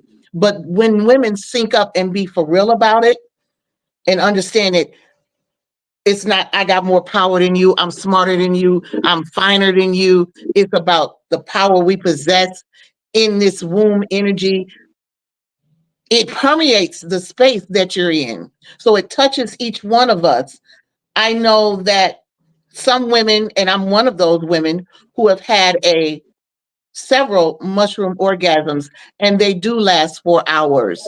Um, and it and I cannot say if it feels sexual. It's not even that, but you know you're having an orgasm. You know, your body morphs and you spread your legs and you undulate and a light comes from your vagina and you see the gold and rubies and diamonds that are the doors to the vagina. So you know the power that's emanating through the orgasm. Um, and besides, orgasms get the hands off too. You know what I'm saying? It just move Shout that out, shit on, right? shout out to PP You step a Randolph. little bit higher, you know. Uh, I mean, I'm not gonna go into Go on, all. testify, sister. We having church I'm, tonight. That's right. I'm not gonna go, but you know, it's very Ray necessary. Charles would love to listen to this. It's you know, an orgasm is very necessary. So the woman who ain't getting none, she got to get some from somewhere. And so, okay, I'm gonna stop right now because but yes, we do connect orgasmically, Yeah. and we cannot be. And we have a sister that's going to be joining us, Nikki Kether. Oh yeah, she's the empress of orgasm. And you know, I got her in my phone as Nikki Orgasm, right? So, but the sister is just very profound, and she will tap into that very much so. But you know, she told me something, and it just relaxed and released me about giving myself an orgasm. You know, she was like, "Shit, let me give myself an orgasm so I can have a better day." You know, and I'm like, "Okay, well, I can go with that." You know, and that's how I look at it now. So I can have a better day. So She's the gonna be orgasmic at energy. the summit. She's Shit, coming to yeah. the summit. Oh, absolutely, Absolutely. Oh, yeah. absolutely. Let Every me see if I last can get her one. on the show. Hold on, Yeah, let me see if I can pull her up. Yeah, see what yeah. Every Please last continue. one. Please continue. Well, I'm just, you know, I pretty much put it there, you know, that this is a very powerful energy um, that we created within our space. And when women are connected together in peace and harmony, and let me stress that energy, because we have to have the hearts to have to be open and pure. There cannot be that jealousy, that backbiting. You come into these sister circles, we want you to come in with a pure heart and no panties on. We want you to come in knowing that your yoni has received the sun energy. We want you to come in knowing that you have sat at that water and spread your legs and allow that power to come through. We need you to come in and no draws, period, so that you have received the electromagnetic energy from the earth inside of you, which creates this powerful orgasm. And so you got these somatic teachers now, these somatic educators that can teach you how to have a whole body orgasm. I've not yet experienced that, but I'm looking forward to giving that a go. So I can talk about it, you know. So yeah, just, you know, if you can get Nikki She's on gonna join us in a minute. Oh, is she? Okay. All right. Yeah. I'm gonna send her the link. Please continue, brother Modou. Can you keep building on that? Yeah. I mean, not as deep as mine, but I could talk from the brothers.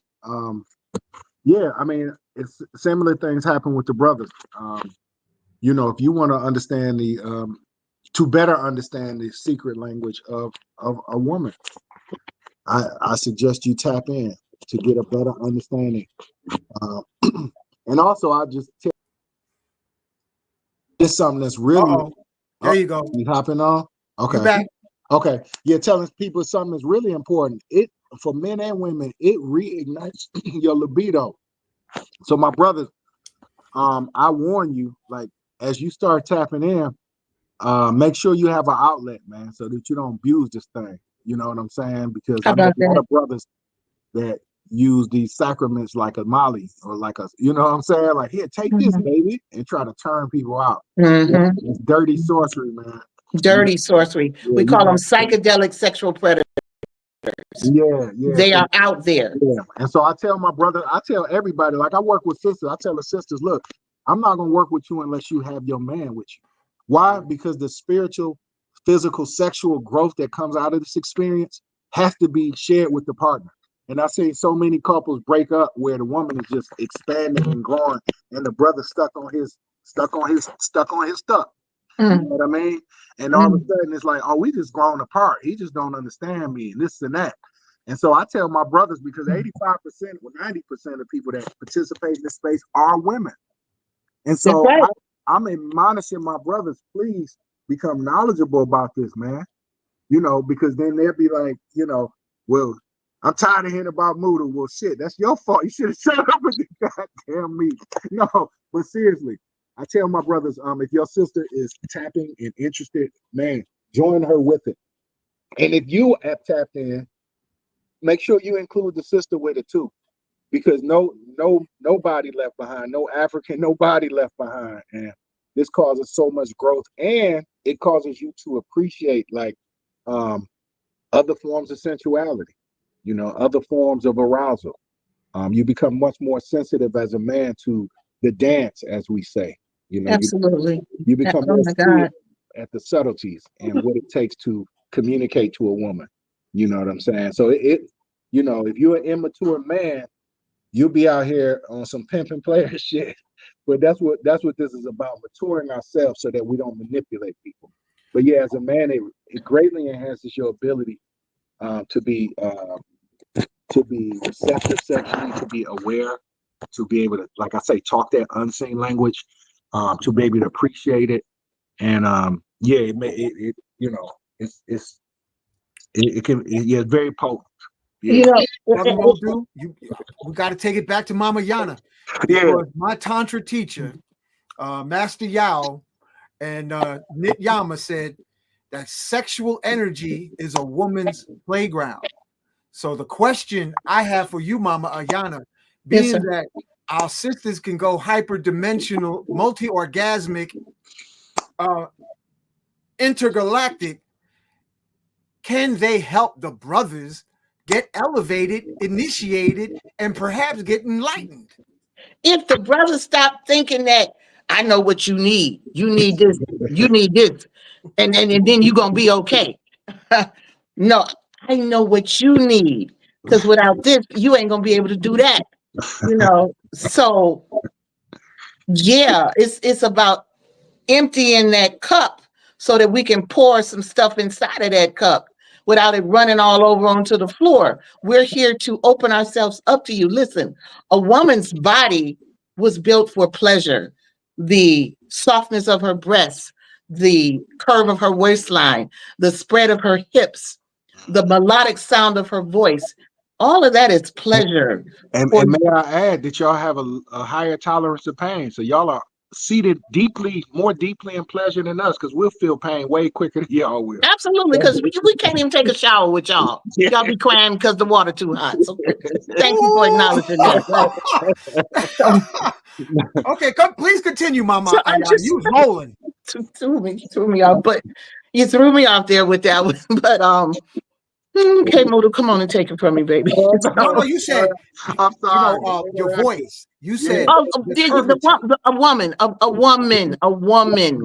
The energy of us, the pleasure that she brings, needs to be balanced out by that man. And when I say man, I'm saying capital MAN.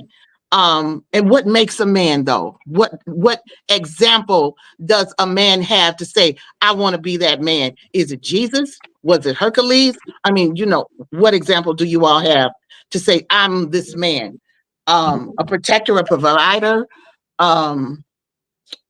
But what is happening and what I'm seeing, why these women are losing out in this orgasmic state, goes back into the science of gender vaccine manipulation. A lot of our men are coming through effeminate now because they've been vaccinated by this bullshit that they're putting in these young boys, and they're making them not like the coochie no more,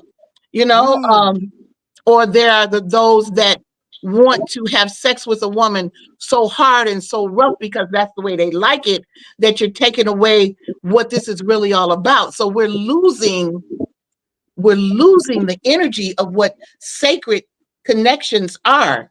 Making love, or having sex, or fucking, or we can use all different types of terms for this, but the energy is supposed to be divine.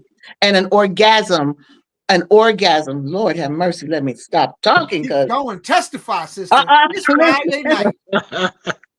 This is better than being at a bar having wine. Listen, these microdosing these mushrooms and taking these herbs that I take increases the libido. Yeah. So yeah. Yeah. I'm sitting up here. Yeah, let And me the hold cat on. came over to you. You know you on point. The cat is like, yeah, mom, we gonna talk about this pussy right now for real. So Yeah. Go ahead and roll because nobody else is going to school them, Mama Ayana. get out, get out. You know, I just to be able to speak freely on this platform is very much appreciated. You know, people look. You know, I'm about to be 70 in less than a month. You know, and you know, You looking thank good, you. girl. I give thanks for that energy. You know, but to be able to express myself and not have to come to, well, beloved, I'm going to float into the room and I'm going to be this one. That's some bullshit. I'm going to keep it as real as I can keep it. Keep it Hey, And real, I'm going to sister. use the hey, words that you you sisters out understand there, and that you can connect with. Yes. I want you to feel me. get in I want line you to to get this feel what knowledge. I'm talking about. You know, so yeah, thank you for allowing us to keep it real that way. Keep it You know, real. Testify. You got a packed house listening. Yeah. what up though, y'all, as we say in Detroit. Sign up so you can get some of these lessons from Mama Ayana. Just No stay question. We need y'all to come through. You know, I mean, Detroit is the hub. It really is. It's the hub.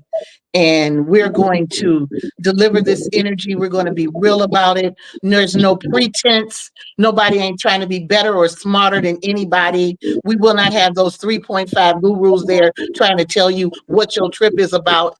You know, that's not going to happen. We're just going to keep it real. And pretty much if you can ask me a question and I can answer it, I'm going to answer it as honestly as I can. And if I don't know, I'm going to try to help you find somebody that do know, or we can find out together. Because it's just about being honest. And the word integrity again pops up. You know, the integrity that Kalindi started this movement with. We're still carrying it on today, which is why we do the work that we do in the manner in which we do it.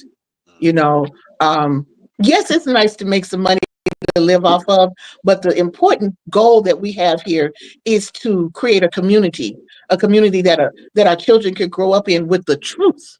You know, let's stop bullshitting one another, you know, and speak and walk and talk in truth, you know, and lose the fear and lose the grudges, That's you it. know. Practice medicine and sacraments are for lose the fear.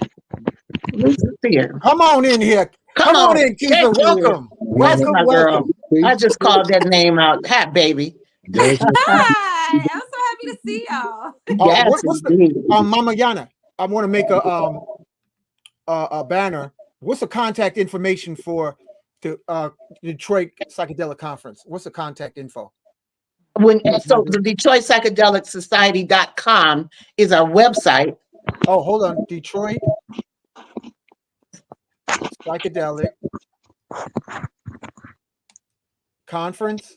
Detroit Psychedelic Society.com. Oh, society. Yes, So is the website. That's the contact. But you know, you can always hit us up on Facebook. Me, I don't do Instagram. You know, that's just too much for me. yeah. Y'all can have all of that. So Baba Modou is on Instagram, and so is Nikki. Okay. Modou, I'm going to put Nikki Keitha. Nikki, good to see you. You look younger. Girl, we just called you up out of nowhere. She always be looking good though. You know, sexy and good. I love her. Absolutely. Okay, here we go. Bring the fire, mama. Talk about them orgasms. That's what we was talking about. Oh, Yeah. And I told him I had you in my phone as Nikki Orgasm. So all I gotta do is put in orgasm and your name comes up. So yeah. that's right. Oh, thank you. Because you know, I've been talking about these orgasms for a very long time now. And I know that our the way our old programming has worked, the way our old paradigm has worked, we don't recognize that orgasm, entheogens, they do the same thing. So it shuts down the prefrontal cortex, which is that part of your brain that decides what yes is, what no is, what good is, what bad is, and all these things. But truly, when you work with orgasm, it unifies all. You're not sitting in the mundane paradigm of what you perceive as your programmed human. So when we start to tap into our divine cosmic orgasm, this opens up our source portal. That's what it does. It does the same thing that our wombs do. It does the same thing that when we're tapping in with Bufo. It does the same thing when we're tapping in with our psilocybin.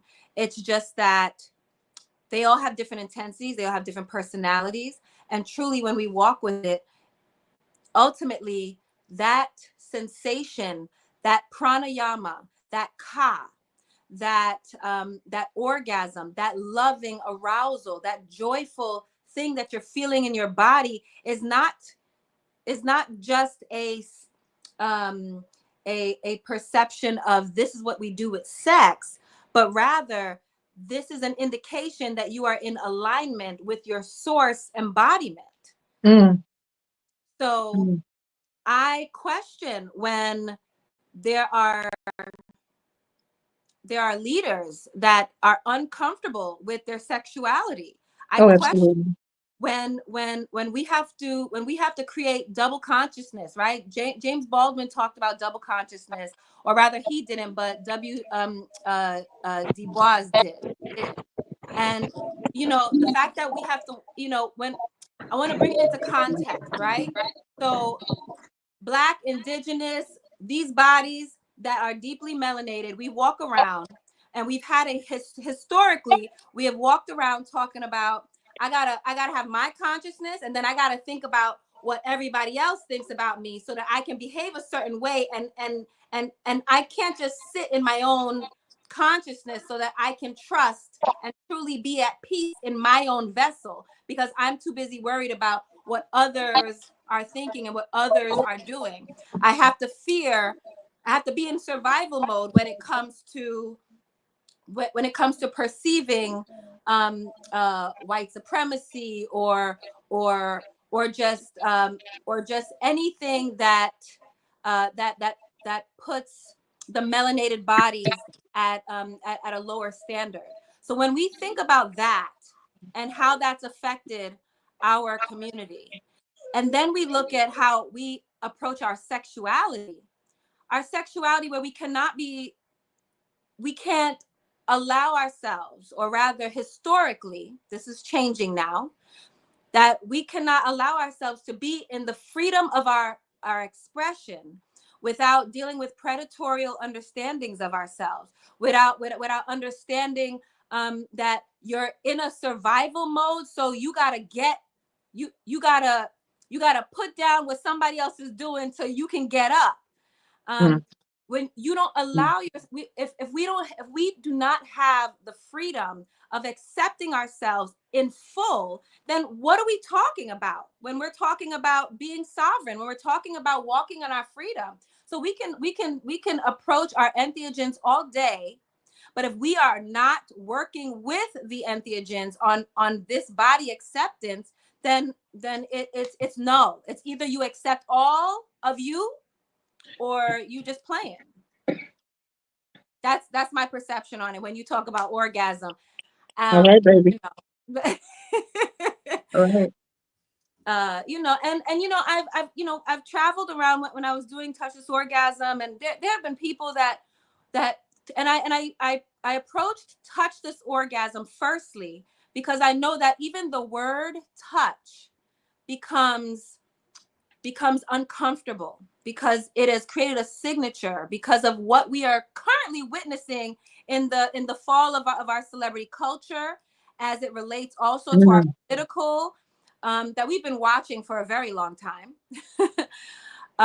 So recognizing that that we can start to change the programmed associations with this language so that our bodies can feel free when we hear the word touch, so that our bodies can feel free when we look at ourselves in a mirror and not walk with a critique, but rather look in the mirror and be able to look at your body and say, oh, that's my arms, those are my legs, that's what they do, rather than assuming that this nude body has to be sexualized in the way that really came from a very commodifying white supremacist way of perceiving the body.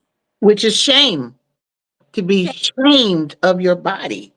You know, I mean, women who don't wear bras, me, and the nipples are hard all the time, but I'm made to feel shame because my nipples are hard. They're just reacting to the cold air. But why do you have to feel shame because of that? You know, and I'm trying to teach my sisters, just put them out there. You know, just let it be. Just open yourself up, because that shame is internalized. And what does it do then? You know, so it's self-acceptance. You're right. You know, look in the mirror until you see a goddess looking back. Look in the mirror until you see a god looking back. You know, I totally agree with that, sis. Yeah. It's heartbreaking. It's heartbreaking that we can hold that kind of, like, if you can't root for yourself, then how can we show up for community? How can we show up to be a global citizen? You know, a lot of people are wearing masks, though, you know, and that's what we're trying to do, is have them take off those masks, you know, and people are afraid to really show who they really are behind those masks, because we all need some work.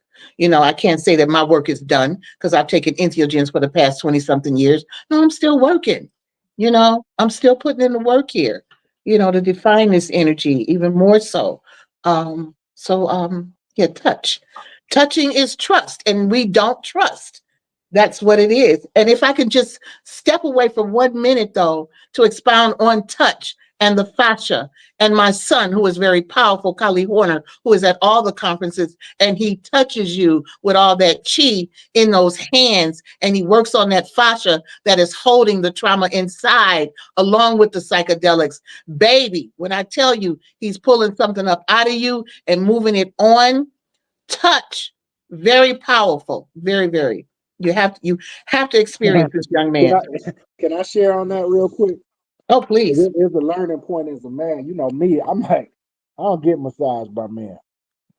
And brothers, this is not a massage. This is some real body work. So let me encourage my brothers out there that might be like me, like, I don't get rubbed on by no man. Now, this is real body work, man, getting that energy flowing. And when I experienced it, man, it helped so much. So I have to attest to that real quick. Yeah. Absolutely. Shout out to Kali. Yeah, because he's a powerful brother. Yeah. I can attest also, just so everybody know, I had gotten hit by an SUV, and What? my hip, yeah.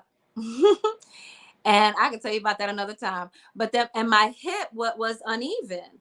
And I'm telling you, he picked up that fascia, he shimmied it, he shimmied them that skeleton and moved it right back and balanced me back out. Yeah, and the trauma that we hold in our bodies, that's been locked in for hundreds of years, that's been passed on generationally. Speaking, I mean, it just goes hand in hand. So touch, and then the touching of yourself, you know, to be comfortable in touching yourself and not feeling shame, because, you know, I remember showing my little coochie on the playground when I was a little kid. My mama beat the shit out of me. But showing my little coochie, right? You little nasty little girl, you just so nasty, you just nasty. Instead of saying you're curious and you want to see, let me see yours and I'm gonna let you see mine, is what it was all about. But I was told that I was a nasty little girl. And I'm glad that I didn't carry that with me throughout my life. I don't know why I didn't, because she just really rubbed that stuff in. But yeah, that shame that we have to release in order to become fully spiritually human, you know, love of self. Yeah. Yes. I can't wait for us to all come together within this conference and do the work that we're going to do, because we're going to touch a lot of y'all. We're not just going to touch you with our hands, but we're going to touch you with our minds and with our hearts. You know, we're going to touch you with our voices, you know, so I need y'all to come through or be a part of, you know, and if you can't make this one, I can promise you this work is going to, in the immortal words of Baba Kalinda, continue. Yeah, You know. we have an institution. So y'all come. Y'all can't make it. Y'all show up another week. We're gonna be there continually doing the work. Yeah, the doors are open. Absolutely. I'm Yes. celebrating the space. I am so ecstatic that we get to have a space where we can be and share as we please. As we please. Yeah, So that part, as we please. Okay. Could you share with Nikki, Keitha, and Mama Ayana the connection with arresting or reversing age and men and women embracing their cellular bliss mm, mm, Arresting age. mm. through orgasm? I'm just going to say through the orgasms. Is there a connection? At Hell yeah. 1,000%. Absolutely. I mean, when I was getting it often, like every day and every night, uh, people be like, "You're how old?" I said it's good sex. So now I've been without for 5 years now. My husband been gone almost 5 years, and there hasn't been that good sex in 5 years.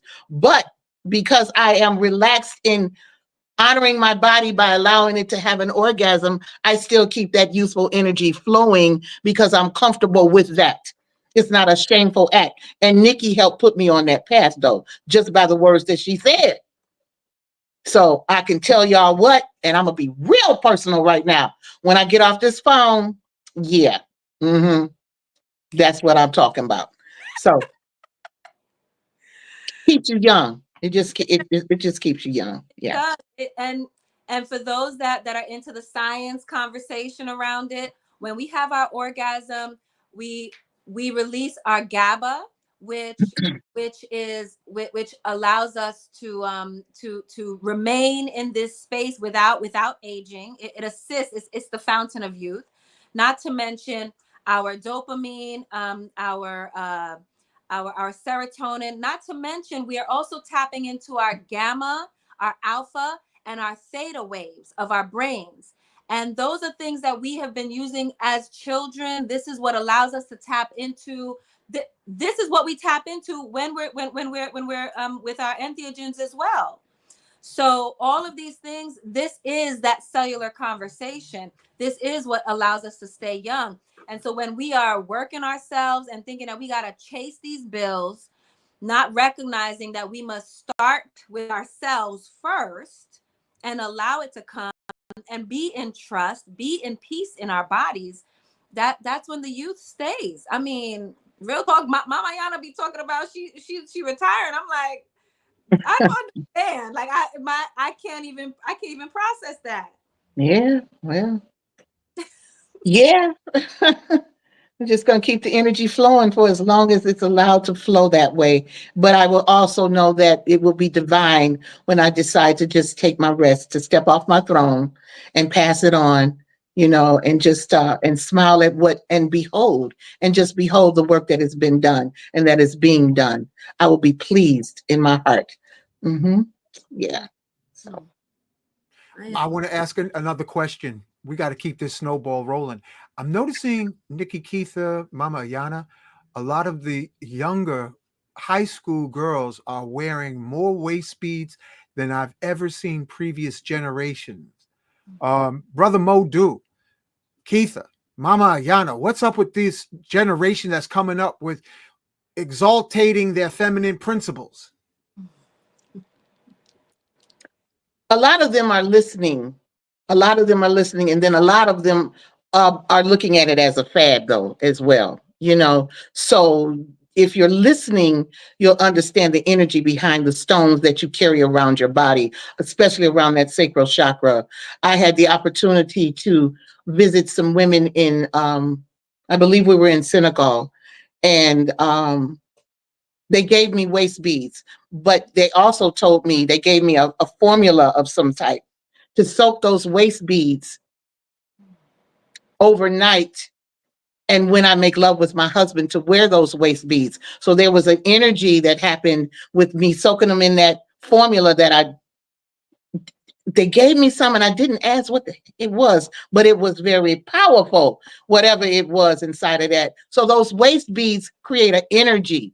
And those that understand that energy and the stones that you choose to represent your womb have all the power that you need if you understand what you're wearing them for.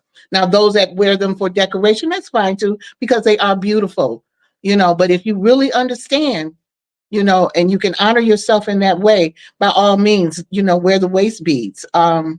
Nikki, you want to take that? Just on the youth now, I'm recognizing that they're older souls. They're older souls, and they're not dealing with some of the things that we had to put down. So they have more room to listen.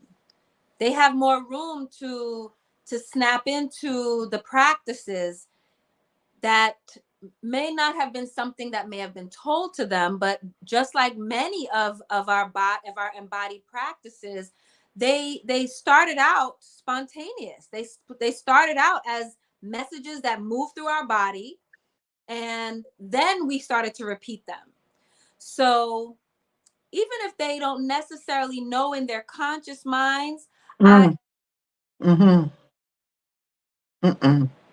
is of my understanding that their souls and their spirits are walking exactly as they need to. Very good point. I want to raise my hand here. My phone is going to tap out really soon. And I apologize for that. It's going to go quickly. I'm at 5%. So if I disappear, that's what's going on, guys. Okay. I wanted Brother Modou to touch on the impact, the power, the magic of when you see a sister in waist beads. Yeah, I mean, it's one end, it's encouraging to see that, again, embracing some of that ancient feminine culture. And the second thing is the question of whether or not they've been oriented to it properly. But I see it in the same line as piercings. It's a very high spiritual act, but many people are ill-informed. But as Nikki was saying, sometimes our youth, the spirit downloads to them the actions. And I think it's the result of them as young women learning to adorn and value themselves in a world in which these young men don't know how to value them anymore. Whoa. It's a natural instinct to say, I'm valuable, to hell with y'all.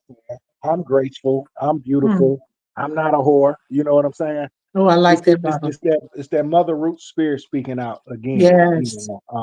Yes. It's what women have done so many times. When faced, with all of these negative concepts or ideas from the world of men, they don't take it, but they adorn themselves and they find ways to make themselves more beautiful and to celebrate the femininity, even if they don't know the high, deep spiritual implications of it. So in the 90s, when there was a dearth of strong warriors out here, our sisters start piercing what? High in the ear, stimulating them birth canals, right? And so sometimes what we do is like spirit coming through us. And so what I see this now is a awareness of the importance of bringing and downloading healthy spirits, honoring the sacredness of giving birth, honoring the sacredness of those divine hips, the womb, the ovary. It's a renewed focus on that region of the body, whereas before it's just the breast and the behind. So that's how I see it. And it's encouraging, like y'all said, most of my youth that I deal with really deep philosophy, I mean, they exist between 17 and 25.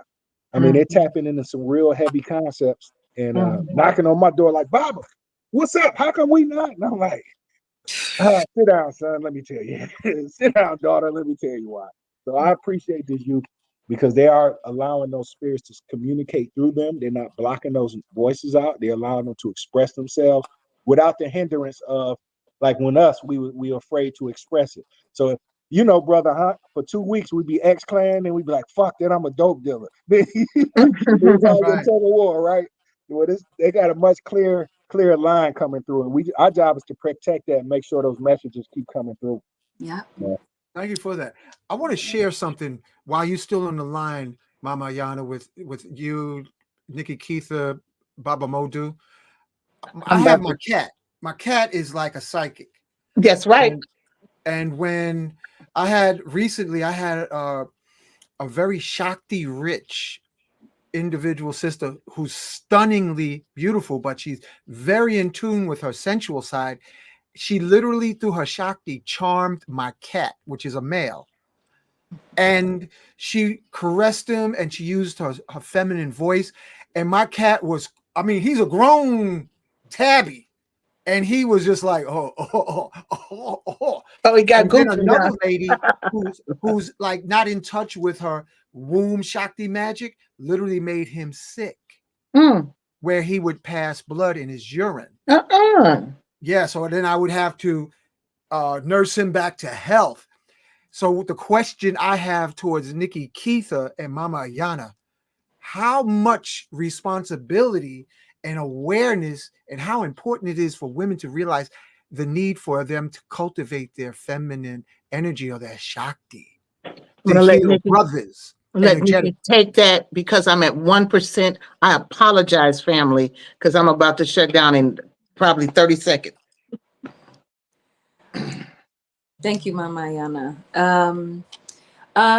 Yeah, the cultivation space. I like to look at our wombs as our gangster friend that will make sure that anything that my heart desires will go through.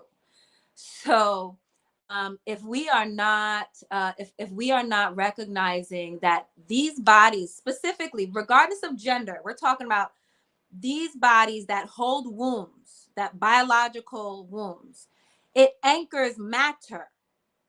It anchors matter. It takes the energy of semen and an egg and it does what it does for it to grow and cultivate. It anchors matter. That is the functionality of these bodies. So if you think about it in this way, whatever it is that you are holding in your heart, if you are holding, if you are holding hate, if you are holding disdain, envy, jealousy, whatever it might be, then because you are the vessel that holds that portal, it is going to be filtered through whatever it is that you're walking with. So the cultivation of this Shakti energy that you're speaking of, the cultivation of just truly these vessels in general, that cellular conversation that you're talking about, Brother Hank, is absolutely necessary to get right relationship with self. Right relationship with self, and that womb will show you things that you that your mind could never have imagined. That's very beautifully said, Brother Modou. Nikki Keitha, we like 2 hours in. We're gonna wrap it up because I got to make some orgone. Brother Modou, what's your closing words, brother? Hey, first off, I want to thank you for having me here. It's a pleasure seeing my sister Nikki. The second thing is, look, it's a beautiful celebration that's going on. If y'all can make it, if anybody that's hearing me in earshot can make it, you will be very grateful that you came. If you cannot make it for the summit, just understand that we are a institution that'll be here. We're launching, so we want to hear from y'all. Visit the site. Visit Detroit Psychedelic Society. Visit Per Ankh Church Detroit. Get a snapshot of what the focus is, and love each other. Spread this knowledge, and let's be those self saviors that we need. Self saviors, not the spook in the sky, not the moon god, not the night of the living dead crawling off of stuff, but self saviors. Thank you, bro. Thank you, Nikki Keitha, for being on here, sharing your Shakti. Thank you, Modou, for sharing all the light that you brought, the clarity. And Mama Ayana, if you're listening, it's a pleasure to see you again. And family, like, subscribe, share, because this was an incredible show tonight, y'all. This was an incredible show. So with that being said, we're going to get ready to wrap it up. So I thank you again. I'm scrolling through Nikki Keitha, Modou, Mama Yana, and you, the listening audience. Blessings. Stay blissful. Be safe. Fulfill your destiny. Okay, bye.